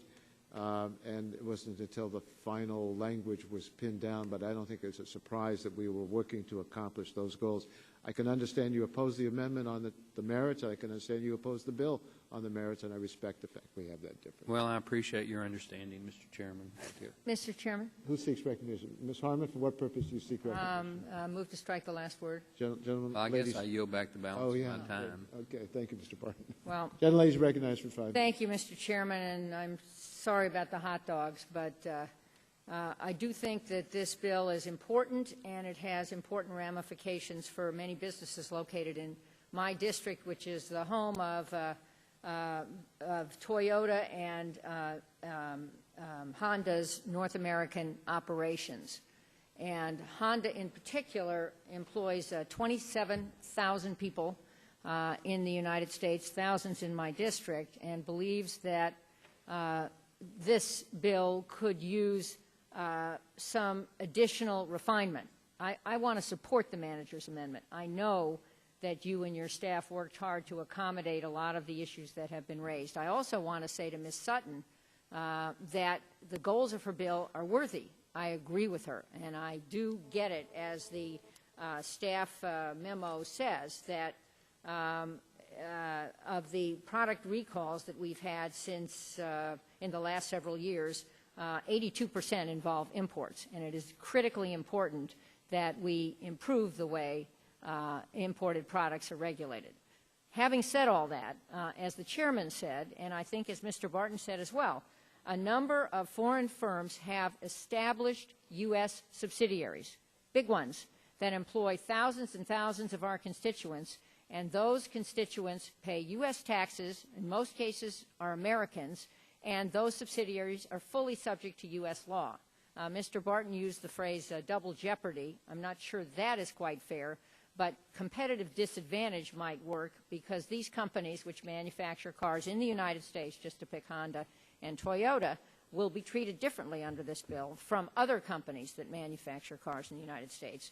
And this disadvantage can hurt. So I just want to say that I am for the manager's amendment, will vote for it, but I plan to vote against this bill because I think it could use more refinement, and I'm hoping that after we refine it further, I will be able to support it. And I yield back the balance. I'd be happy to yield to Ms. Sutton. I thank you for your comments and your support of the concepts of the bill. Just to clarify a little bit about what the manager's amendment does in regard to the situation you raise. The fact that the employers, Toyota, Honda, companies such as that, while they have a presence in the United States, they have Toyota of USA, the fact of the matter is when we try to serve process and establish jurisdiction over them in U.S. courts, we get answers back from Toyota. I'm reading from a pleading, defendant Toyota Motor Sales USA, Inc.'s response to plaintiff's special interrogatories set number 1, and I could submit it for the record. Toyota Motor Sales USA is the authorized importer and distributor of Toyota motor vehicles in certain geographic areas of the continental United States. Toyota Motor Sales USA, Inc. does not design, test, manufacture, or assemble Toyota vehicles in the ordinary course of its business, and Toyota Motor Sales USA was not responsible for the design, manufacture, assembly, or developmental testing of the 2005 car in this case, and I could go on. So the point is they direct the plaintiff back to Toyota outside of the country, and we can't get the documents to even pursue justice. So that's one of the problems, and we dealt with that with the manager's amendment by making sure that if there is a company like Toyota or Honda who has a large U.S. presence, that they can just certify that they will be accountable, and that way they are exempt from having a foreign registered agent. Well, reclaiming my time, which is about to expire, I'm not familiar with that pleading. My goal is to have equal treatment of U.S. subsidiaries of foreign firms and U.S. firms in the automobile market. It makes a big difference in terms of our ability to grow jobs here. Those firms don't feel yet that the manager's amendment meets that goal. And the chairman himself said he's open to more refinement, and that is what I am suggesting, more refinement, and hopefully we will get to a shared view that this legislation does what it's intended to do and does not do what it's not intended to do. Thank you, Mr. Chairman. I yield back. The lady yields back her time. Further discussion of Mr. Chairman. Yes, gentleman from Kentucky. Thank you. For what purpose do you seek recognition to discuss the amendment? Discuss the gentleman is recognized for 5 minutes. Mr. Chairman, a lot of attention has been given in the U.S. Congress and around the country about the importance of manufacturing and doing everything we can to stimulate our economy. And on this particular piece of legislation, we have letters from the National Association of Manufacturers, Organization for International Investment, Association of International Automobile Manufacturers, and others. And I would just like to read the first paragraph of this letter. The proposed legislation would harm the U.S. economy and impose unprecedented and burdensome requirements on legitimate companies based in the United States and abroad. It also would have perverse effect of destroying U.S. manufacturing jobs by discouraging investment in U.S. manufacturing facilities at a critical time for our economic recovery.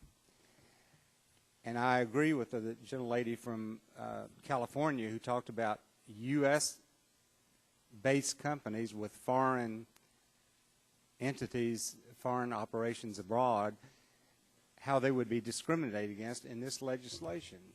And I would like to ask the legal counsel a few questions, if I could. The purpose of this legislation in all of the debate that we had was a defective product. As drafted under this legislation, can a foreign manufacturer be served for a lawsuit involving something other than product liability? My understanding is that they could be served for other purposes, but they could not be, they are not consenting to jurisdiction for anything other than the covered product. But they could be sued for any civil suit, for any. They could be served with process for the purpose of any federal regulatory or civil action, but the consent to jurisdiction is limited to liability arising from the covered product. Are we, at this time, a signatory to the Hague Service Convention in the United States? I believe we are a signatory to that convention. And does that have the force of law in the United States? It would have the force of law in the United States. And has the U.S. Supreme Court held that its procedures are mandatory if a country does not have in place an alternative means of service that preserves the due process rights of the foreign company? I'm not familiar with the decision that you're referring to, so I can't address that particular point. It's Volkswagen versus Schlunk, 1988. Well, I think the argument that we're making here is that this legislation, while it has the best intention, is counterproductive to U.S. manufacturing interests because it discriminates, it indiscriminately risks severing critical supplier relationships, benefiting U.S. manufacturers. It also extends much further than just a product. Even a component part or a part of a product could be a part of this. It's also that this legislation, it's my understanding, circumvents the Hague Service Convention. It violates Article 3 and 11 of the General Agreement on Tariffs and Trade. It abrogates U.S. commitments to key trading partners under the WTO agreements. And that's why we have a lot of letters from a lot of entities that are seriously concerned about the overall impact and the ramifications of this legislation. So I would hope that we would move cautiously, judiciously, before we send a bill like this to the floor. And I yield back the balance of my time. Gentleman yields back his time. Mr. Stupak. Mr. Chairman, move strike the last word. Gentleman is recognized for 5 minutes. What this legislation does is establish a registered agent. So if there's a lawsuit, there's someone you have to serve. So you have notice that you're being sued, and you must answer. When we had the hearing in this room on drywall, you all have the drywall, the rotten drywall from China that's causing all kinds of problems at our home. The individual, following the Hague Convention, had to get the process, the lawsuit, if you will, to China.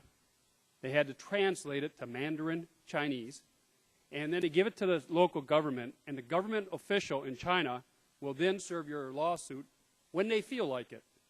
And the individual testified before our committee, $150,000 it cost them so far just to get it served, just to get the process served, just to give them notice that there's a lawsuit. 82% of all the recalls we have in this country are from foreign goods. Tomorrow in oversight, we're going to do one on genetic testing.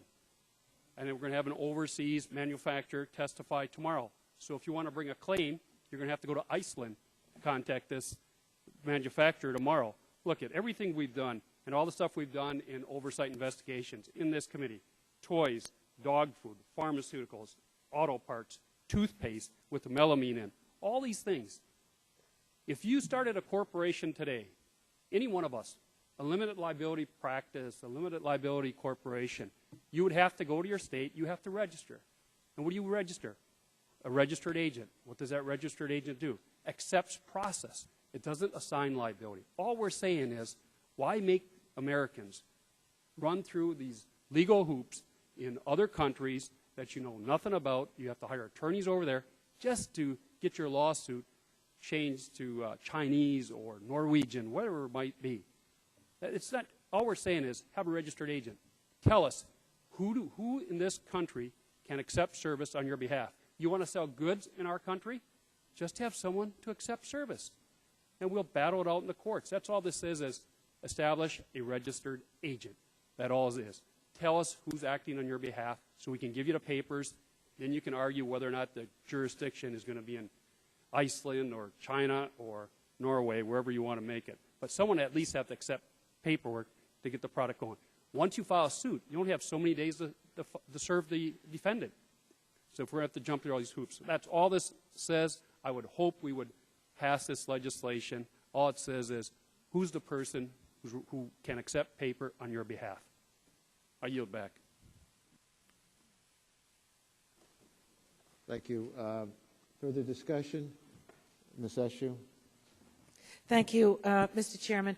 I want to point out an issue that I believe needs to be addressed in the bill. Now, I'm prepared to vote for it, but I think that we need to work on what I'd like to raise, and that is that I appreciate the issue of component parts and why it's set forward in the bill the way it is.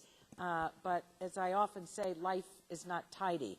For example, biologics and pharmaceuticals, both of which deal with chemicals and biologic parts. I mean, it's easy to identify auto parts, but it's far more complex to separate out the parts of biologics and pharmaceuticals. So I think that this needs to be thought through, and I do think that it needs to be addressed and it needs to be fine-tuned. I'd be happy to work with the author of the legislation, the chairman, but I just set this down. I know we contacted the author of the legislation, her staff, about it, but you know, really nothing was worked out. So I want to raise it, set it on the table, and say that we want to work with you, and I'm prepared to vote for the bill. But it really does need to be addressed, because that's a real hairball if you're going to try to get into the chemicals of these and the construct of these elements.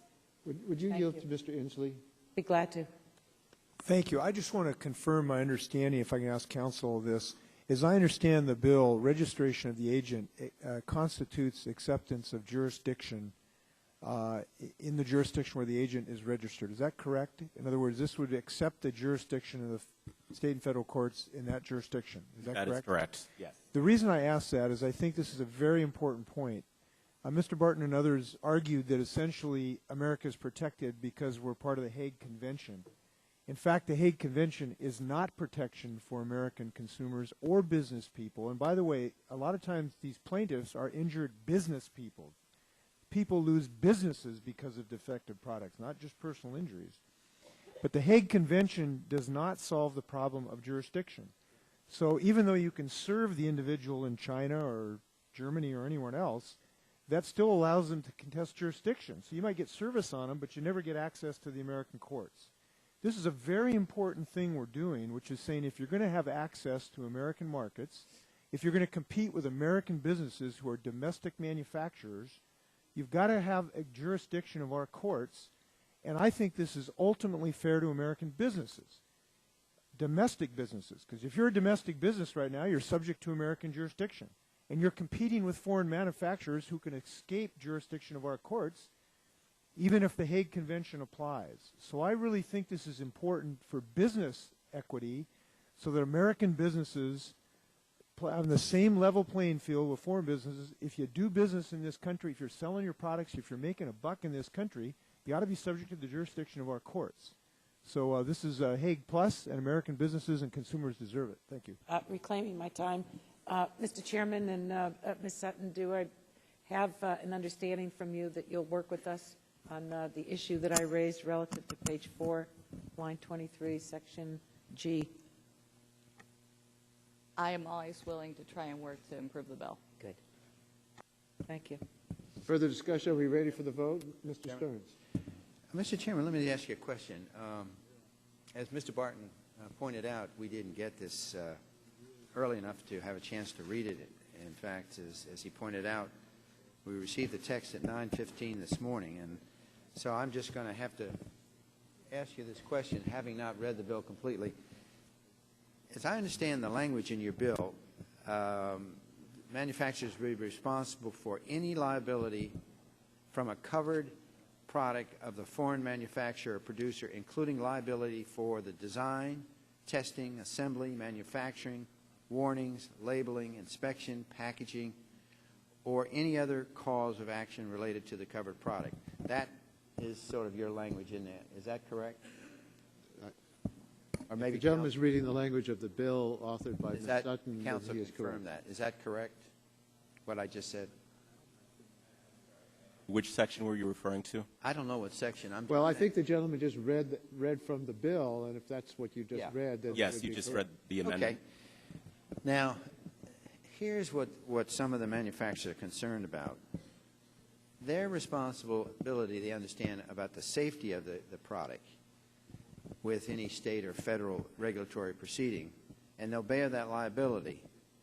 But they're concerned about the broad implication of design, testing, assembly, manufacturing, warnings, labeling. I mean, they could be sued for liability on labeling, inspection. And I think, Mr. Chairman, what we're concerned about is this is so broad and extensive that what's going to happen, they'll get, if this passes, then there'll be retaliation by foreign companies that have American companies are going to do the same thing in ours. And I'm afraid, the way I see it, is that it's just too broad of a liability implication for these manufacturers. And I suggest, and I think they suggested another type of language to you which would be less encompassing. So I guess, Mr. Chairman, I'm asking, would you consider possibly, before this moves to the floor, is to consider some kind of technical language that would help the National Association of Manufacturers with a language which is not so encompassing? If the gentleman would yield to me, I think it's reasonable to ask us to look at technical changes that might make the bill clear. I don't know if we can. I don't know enough about where the parties are precisely, but I would think that Ms. Sutton wouldn't object to further discussions and see if we can work something out. Is that? Certainly, I'm always willing to work to try and improve the bill, but if the gentleman would yield? I yield, yes. Okay, thank you. If I could just provide this information. In a number of countries where U.S. products are sold, U.S. companies are already subject to domestic legal systems of the place where the injury occurs. So in that sense, this bill actually closes a loophole in the U.S. legal system by creating accountability obligations consistent with those that exist abroad.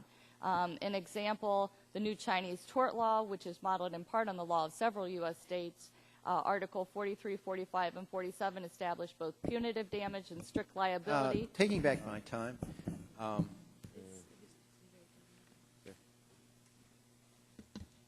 Mr. Stupak, I just would tell you, even if you served it, you can't get a foreign country sometimes to cough up and pay for this. So that we go through all the. You and I both know that sometimes it's just fruitless to get the foreign country to pay.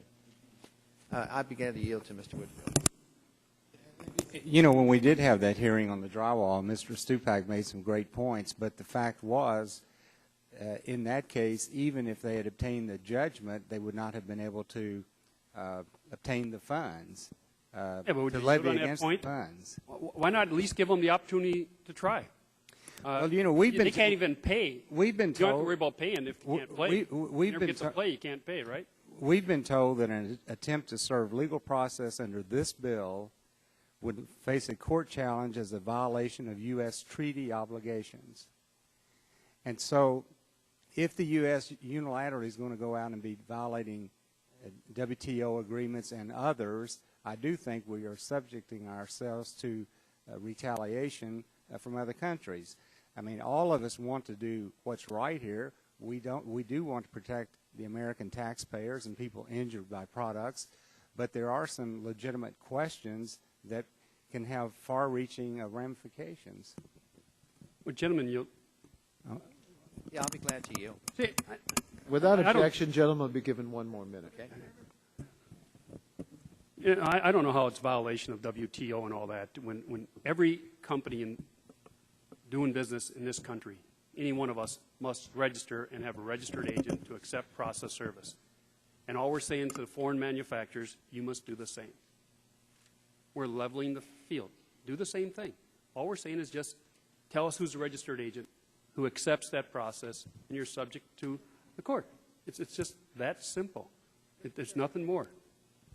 Yield back. I just have a little more time. Ms. Stupak, what happens if you have frivolous lawsuits and frivolous claims? You know, I think the manager's amendment fails to provide any true relief or exemption because of its requirement that companies waive their basic legal rights to a fair defense against even frivolous claims. So I think we're also a little concerned about. Gentlemen, yield to me. That's not an accurate statement. Okay. We don't do anything that doesn't already exist in the law. And if there are frivolous lawsuits filed between domestic parties in the United States, the same rules would apply that apply to them would apply to a lawsuit against a foreign company. Mr. Chairman?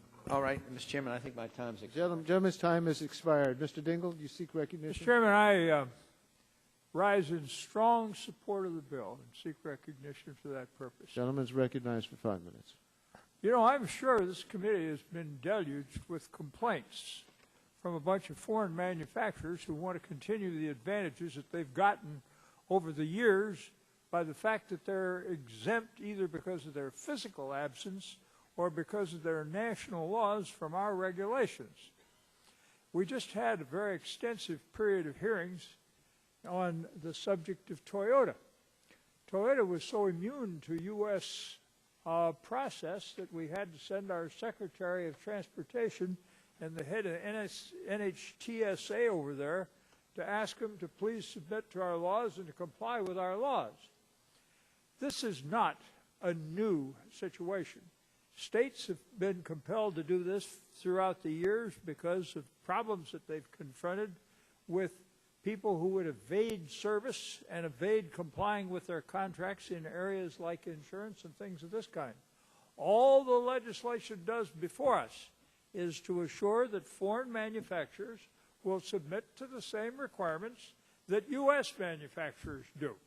Now, there's a few good-hearted folks who have begun to shift production from the United States over to other countries and call themselves American companies, and those companies are now going to have their foreign products treated the same way their American products do. This is going to see to it, first of all, that good-hearted folk like Toyota submit to U.S. process and U.S. regulation. And it's going to insist that other businesses which have been outside the United States will now be subject to U.S. suits and U.S. process. Now, the foreigners have got some pretty clever ways of doing business, one of which is that if an American citizen has been hurt by a foreign product, they sue in the U.S. courts. But then the U.S. court judgment is not good against a foreign manufacturer, whether they're a manufacturer of some kind of a mechanical device like an automobile or a thing like a pharmaceutical or a medical device or something. The foreigners, when our injured citizen goes over there, our citizen is compelled to start the suit ab initio and to then seek relief in a foreign court where the liability of the foreign manufacturer is much more constrained than is the liability of an American manufacturer in this country. If you want to see American workers, if you want to see American manufacturers treated fairly, support the legislation. And don't listen to these good-hearted folk who are rushing in and telling us that foreigners are going to discriminate Americans. Hell, they've been doing that for years. And I just don't see what the concern about this potential discrimination might be. All we're just doing is seeing to it that our people are treated fairly. And that's what we're here for. Now, having said that, they're going to have to comply with our laws on manufacturing, same way American manufacturers do. And they're going to have to do something else. They're going to have to understand that they're going to be subject to American process. And they're not going to find themselves being adversely treated under our foreign trade agreements or foreign trade laws. We're going to treat them just exactly the same way we treat U.S. manufacturers. And I would love to see somebody run into a foreign trade entity and say, what we want to be favorably and especially so treated in U.S. Markets, U.S. courts. This is sort of a cockeyed idea. And I can't see that any American to whom we're going to go home and answer very shortly in an election is going to say this is a bad idea. On the contrary, they're going to say, Dingell, or anybody else in this committee, this is a great idea. You ought to be supporting us and seeing to it that we're treated fairly by the foreigners in our country, and that our manufacturers and our workers are given fair treatment in the U.S. marketplace. And maybe it'll just help us save a few of the jobs that are running overseas, and maybe it'll just help us get ourselves out of a recession which is seriously plaguing the U.S. economy and for which everybody in this room is going to have to go home and answer come fall. I yield back the balance of my time. Gentleman yields back the balance of his time. Are we ready for the vote on the manager's amendment? Mr. That Chairman, will not preclude other discussion or other amendments. Mr. Chairman, strike last word, but I'll be as brief as possible. Gentleman from Illinois. Thank you, Mr. Chairman. Issue one is, it's my understanding foreign auto manufacturers, U.S. subsidiaries, all have registered agents in each state. This registered agent can be served in a lawsuit, answering to one of the points. The other point is, the reason why you have an international agreement is that you don't start a trade war based upon regulations. In many of the countries, Caterpillar is a great U.S. company. Caterpillar in Central Illinois produces heavy mine equipment. Over 60% of what they produce goes overseas. What we risk here is if we break from the path of dealing with an international agreement, is that many litigations being involved in foreign courts, including countries with less developed judicial systems, hindering our ability to compete internationally. And I'll tell you, out of the 3,500 employees in Decatur, 60% of them rely on exported big UAW manufacturing, and we better be very, very careful, and that's why you have international agreements. Gentleman, yield to me. I will. I think you made a statement that's not accurate. If somebody in your district wants to sue Toyota, they cannot file it and have it process accepted in the state under the Hague Agreement. They'd have to go to Japan. Now, that may be different for to a local in the debate. It's subsidiary. my understanding that every foreign, we're talking about automobile companies, have registered agents in every state. And maybe if that's not clear, maybe we ought to clarify that. Well, they would, if the gentleman permit, I don't believe that's accurate. Okay. Well, but I think we should clarify that because that's the really premise of this whole legislation. Well, but if the gentleman from Illinois would yield to me, I would. You can sue the Toyota dealer in your city. You can sue Toyota USA. You've got all kinds of people you can sue. What you're saying is you can't sue Toyota Japan. Is that right? But every one of those companies have a U.S. corporate, and as the lawsuit shows, it's a shell corporation. All it does is move vehicles. When Toyota testified before the Oversight Investigation Subcommittee, we asked technical questions. What do you say? I don't know. All I am is just a salesman. I'm a salesman for North America. That's what the CEO of Toyota North America does. He has no right to accept any process for lawsuits. Anything we wanted to do had to go back to Japan. Heck, they only had one black box reader in this country. One. And whenever they take a black box out of the EDR, the electronic data recorders, it has to be sent to Japan. Everything was in Japan. They do not have registered agents for the purpose of accepting process in lawsuits in this country. No country does. They hide behind the shell corporations they have. Gentleman from Illinois still has the time unless you yield. I would definitely yield to continue this debate. We know that there's a long line of cases in the U.S. where American citizens have filed lawsuits against automobile companies, Mazda Motors of America, Toyota of America, whatever, and have obtained judgments, and not only judgments, but have collected on those judgments. So, I mean, I know this is much greater than just automobile manufacturers, but we know that people have been collecting on judgments against automobile manufacturers in the U.S. Gentleman, yield back his time. I yield back my time. I want to recognize Mr. Barton, who had some questions, and then I hope after that we can proceed to the vote on the manager's amendment. As I understand it, there's one more amendment that I understand is not controversial, and then I would like us to move to final passage before we have to vote on the floor. And I will ask for a roll call vote on final passage for the members that are trying to make plans. I have a question of counsel about Section 4. Section 4, subparagraph A, and I quote, "Person may not import into the United States a covered product or component part that will be used in the United States to manufacture a covered product if such product or a component part or any part of such product or component part was manufactured or produced outside the United States by a manufacturer or producer who does not have a registered agent described in Section 3A, whose authority is in effect on the date of importation." My question is, what is meant by the term any part? I am not sure as to the reach of that definition. I know there is some ambiguity in that section.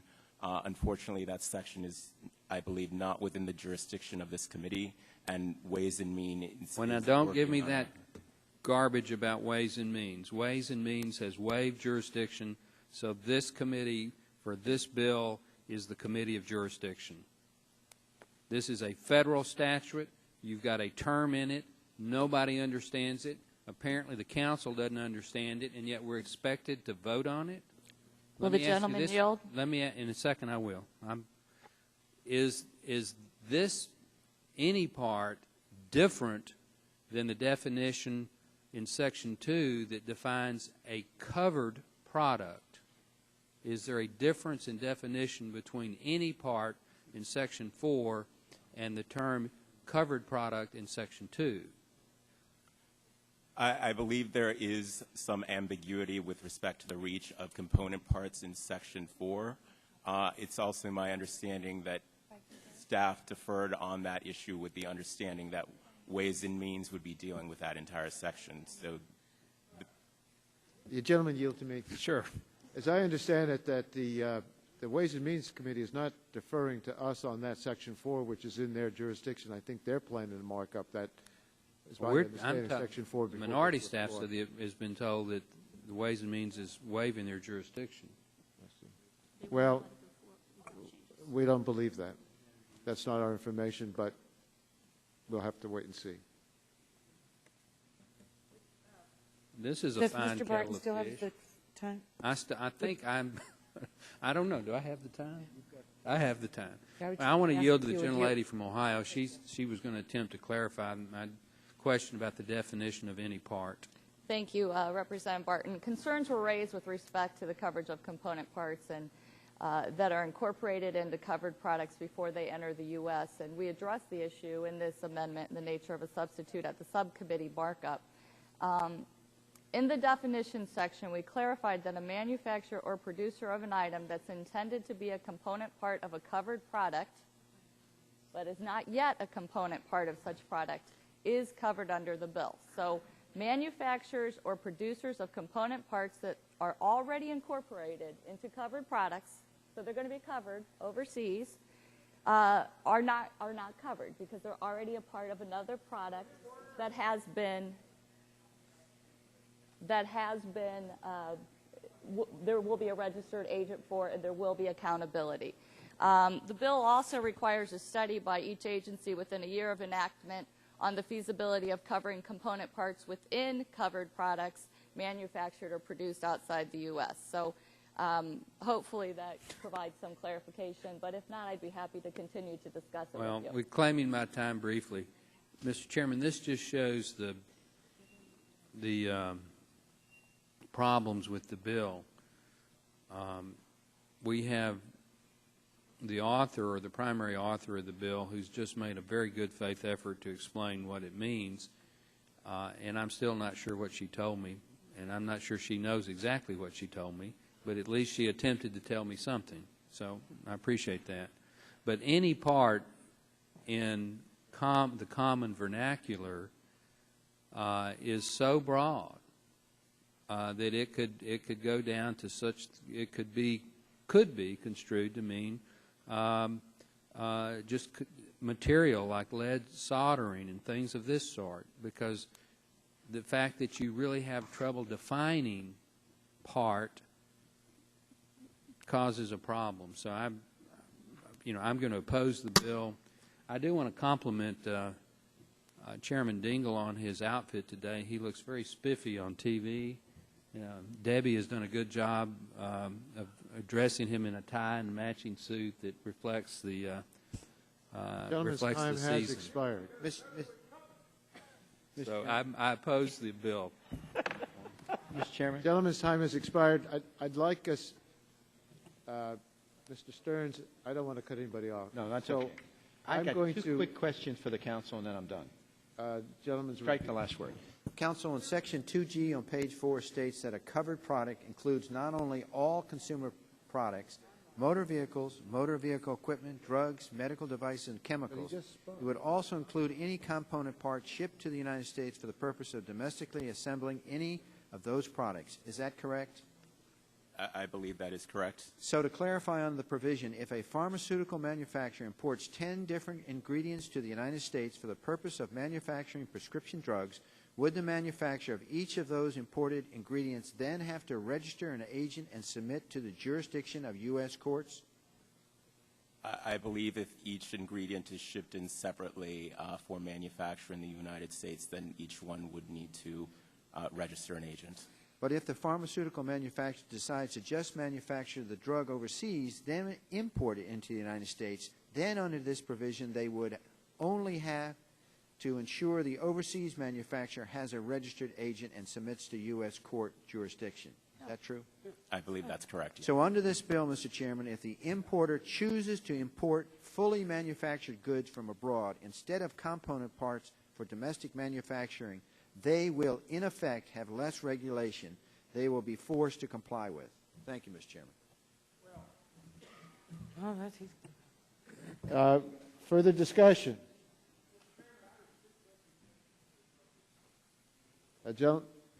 Seek recognition for the purpose of? For purposes of some inquiries to counsel, who I think needs a little bit of refreshing of his recollections. Okay. But let me just say that you have a request for time and Mr. Rogers has a request for time. We then have the vote on the manager's amendment unless we get another request for time. And then we have another amendment by Mr. Braley. And then I would hope at that point we can go for final passage. There are votes on the floor of the House. I'd like us to get to the point where we can, when we come back, we can go to the roll call vote on final passage. So if members don't object, Mr. Dingell, I'd like to recognize you for. Mr. Chairman, if you're in a hurry to get a vote, and the obfuscation of my good friends, and by the way, I want to thank my friend from Texas for his complimentary remarks about me, has not caused any significant loss of votes on this time, I'll waive my questions. Gentleman waives his questions. Would the gentleman from Michigan be willing to have 2 minutes? He's recognized for that, for questions. Thank you, Mr. Chairman. And I just simply want to point out, you can see that the difficulty of the bill and interpretation of the bill is going to have some impact. The National Association of Manufacturers opposes this bill. The trial lawyers support this bill. In a state like Michigan, just over the last few years, we've lost 400,000 manufacturing jobs. 400,000 middle-class manufacturing jobs gone. We're dying. Manufacturers still would love to compete. Any piece of legislation that pits a middle-class manufacturer against a high-priced trial lawyer is wrong. It's absolutely wrong. How many more manufacturing jobs must we lose in this country? If you make it 1 ounce harder or 1 penny more expensive, you are putting the weight of competition on the backs of these people who are hardly making it already. This should be a very easy no vote for everybody. And if you honestly care about the middle class who are working in these factories trying to compete in a worldwide market, don't make it harder for them to do that. Our median income has slipped in the state of Michigan with every manufacturing job we have lost. We used to be rated in the top percentile. Now we're in the bottom percentile. Why? Because we don't build things anymore, because bills like this make it harder and harder and harder for these people to compete. And guess what? They're not all going to build windmills. The math doesn't work. We've got to still produce things in this country. I would urge this majority to stop making it difficult for these people to do what they do best, and that's manufacture some of the best products in the world. They can't do it if we can't compete. This is a very easy no vote for me. I hope it's a no vote for everybody that cares about our incredibly shrinking middle class and those that build things in the United States of America. I yield back my time. Gentleman's time has expired. The vote now comes on the manager's amendment. All those in favor of the manager's amendment will say aye. Aye. Opposed, no. The ayes have it. The manager's amendment is agreed to. Mr. Braley, you have an amendment. Clerk, without objection, your amendment will be considered as read. You're recognized for 5 minutes. Mr. Chairman, I seek recognition to offer the amendment submitted by Mr. Melanson, numbered 061. This amendment would direct the GAO to conduct a study of methods to pursue overseas enforcement. Gentlemen, yield to me. A study by GAO sounds like something no one would object to. Is there any objection to that amendment? If not, all those in favor of the Braley amendment say aye. Aye. Opposed, no. The ayes have it. The amendment's agreed to. The vote would now come on reporting the bill, but this is going to require a roll call vote. And to be fair to all the members, we will ask the members to come back and vote after the votes on the House floor. Without objection, all debate has ceased, and the previous question is ordered, and the vote on final passage will take place. Well, where's Mr. Barton? I think we're going to vote afterwards. It's the only fair way to do it. And so I would urge all members. Well, let me ask Mr. Stearns and others, could we call the roll, and people who are here will respond, and those who are not here can come afterwards and respond? Without objection, the clerk will call the roll. Mr. Waxman. Aye. Mr. Waxman, aye. Mr. Dingell. Mr. Dingell, aye. Mr. Markey. Mr. Boucher. Mr. Pallone. Mr. Gordon. Mr. Rush. Mr. Rush, aye. Ms. Eshoo. Ms. Eshoo, aye. Mr. Stupak. Mr. Stupak, aye. Mr. Engel. Mr. Green. Mrs. DeGette. Mrs. DeGette, aye. Mrs. Capps. Mrs. Capps, aye. Mr. Doyle. Mr. Doyle, aye. Ms. Harmon. Ms. Harmon, no. Ms. Schakowsky. Mr. Gonzalez. Mr. Inslee. Aye. Mr. Inslee, aye. Ms. Baldwin. Aye. Ms. Baldwin, aye. Mr. Ross. Mr. Weiner. Mr. Matheson. Mr. Butterfield. Mr. Butterfield, aye. Mr. Melanson. Mr. Melanson, aye. Mr. Barrow. Mr. Barrow, aye. Mr. Hill. Mr. Hill, no. Ms. Matsui. Ms. Matsui, aye. Mrs. Christensen. Ms. Castor. Ms. Castor, aye. Mr. Sarbanes. Mr. Sarbanes, aye. Mr. Murphy of Connecticut. Mr. Murphy, aye. Mr. Space. Mr. Space, aye. Mr. McNerney. Mr. McNerney, aye. Ms. Sutton. Ms. Sutton, aye. Mr. Braley. Mr. Braley, aye. Mr. Welch. Mr. Barton. Mr. Hall. Mr. Upton. Mr. Stearns? Mr. Stearns, no. Mr. Whitfield? Mr. Whitfield, no. Mr. Shimkus? Mr. Shimkus, no. Mr. Shattuck? Mr. Blunt? Mr. Boyer? Mr. Radonovich? Mr. Pitts? Ms. Bonomack? Mr. Terry? Mr. Rogers? Mr. Rogers, aye.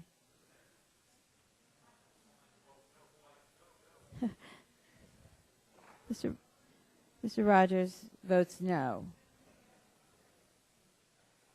Mrs. Myrick? Mr. Sullivan? Mr. Murphy of Pennsylvania? Mr. Burgess? Mr. Burgess votes no. Mr. Gingrey? I'm sorry, Ms. Blackburn, I apologize. Ms. Blackburn votes no. Mr. Gingrey? Mr. Scalise? Mr. Griffith? Mr. Griffith, no. Mr. Latta? Mr. Ross? Mr. Ross is aye. Mr. Markey, I'm sorry. Mr. Markey? Mr. Markey is aye. Mr. Wiener? Mr. Wiener votes aye. Any other? Mr. Gingrey? Mr. Gingrey, no. Mr. Shattuck? Mr. Shattuck votes no. Ms. Schakowsky, I'm sorry. Ms. Schakowsky, aye. While most members have voted, and certainly a quorum has already voted, the roll will still be kept open until after the votes that are pending on the House floor for other members to add their vote to the tally before we have a final announcement of the vote. So we're in recess until after the last votes on the floor. Please come back for those who, please come back as quickly as possible.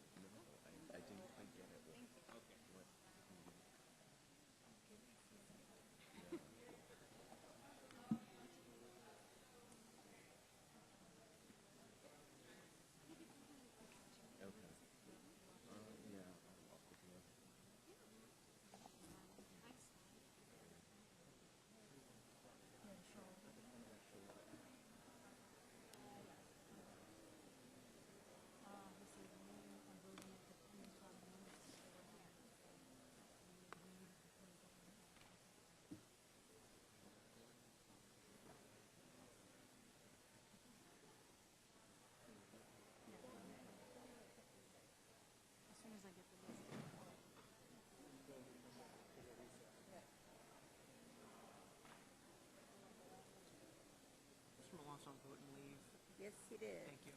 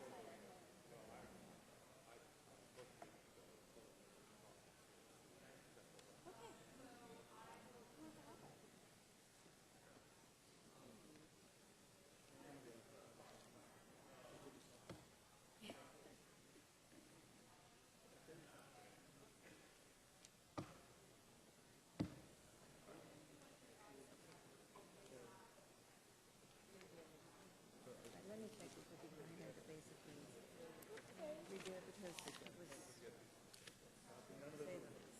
Okay. So I have voting.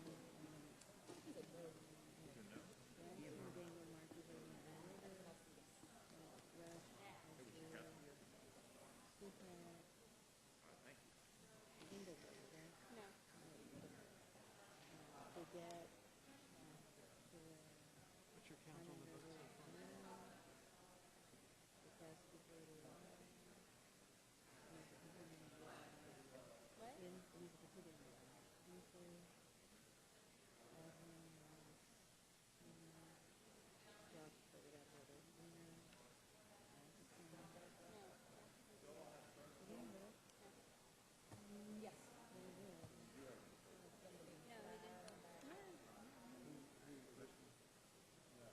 You're right. My bad. Hang on one second. Let me just, because I had, there are things we need to factor in. Butterfield 12. You always like to say, what's the date you like to Thompson, Barrow, still voted no. Tui, Casper, Harding, Northeast Connecticut, State. Yes, voted no. McNerney, Sutton, Fraley, no Welch, and then all the way down to Stearns, right? Stearns, Whitfield, Simcox, Simcox was, and then Shattuck was. Blunt, no, Blunt. Then we go down to Rogers, and who else are having trouble with that? Blackburn, King, Burgess. So he was out of order, right? No, he was voted for anything. And then Blackburn and King. And then Griffith. Right. And that's it. Yep. Okay.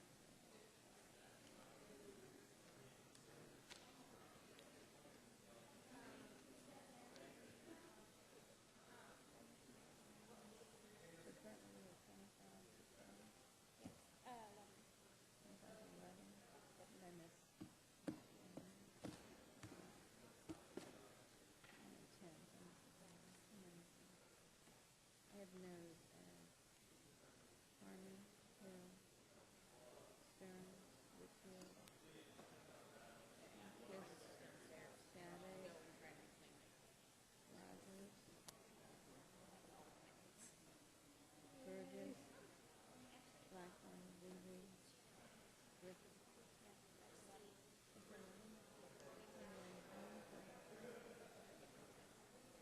I did 2-8. I knew there'd be some reason. Which is sort of wonderful. So I didn't hear what the chairman said, but when he recessed the thing, is this just open for people to come in and come? He'll come back. And we'll come back after the vote. Okay.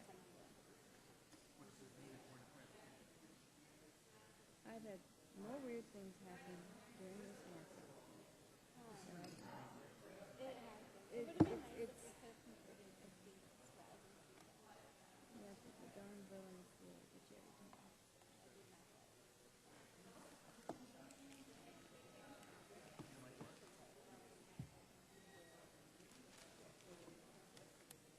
You know? Yes.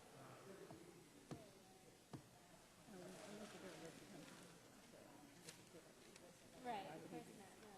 They're completely opposed. What is wrong with this picture, right? Yes.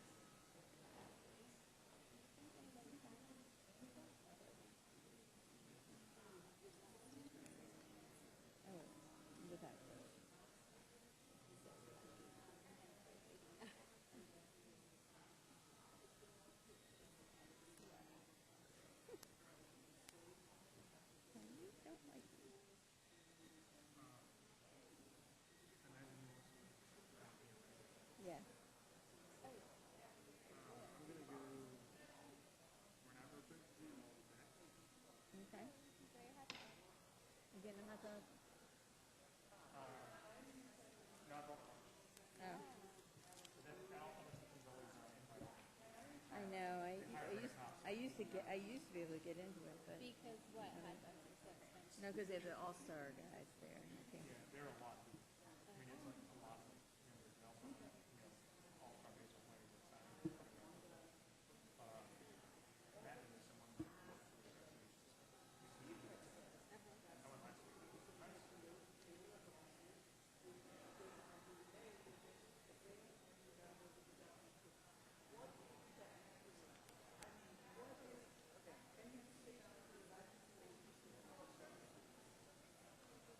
So if someone comes up and hands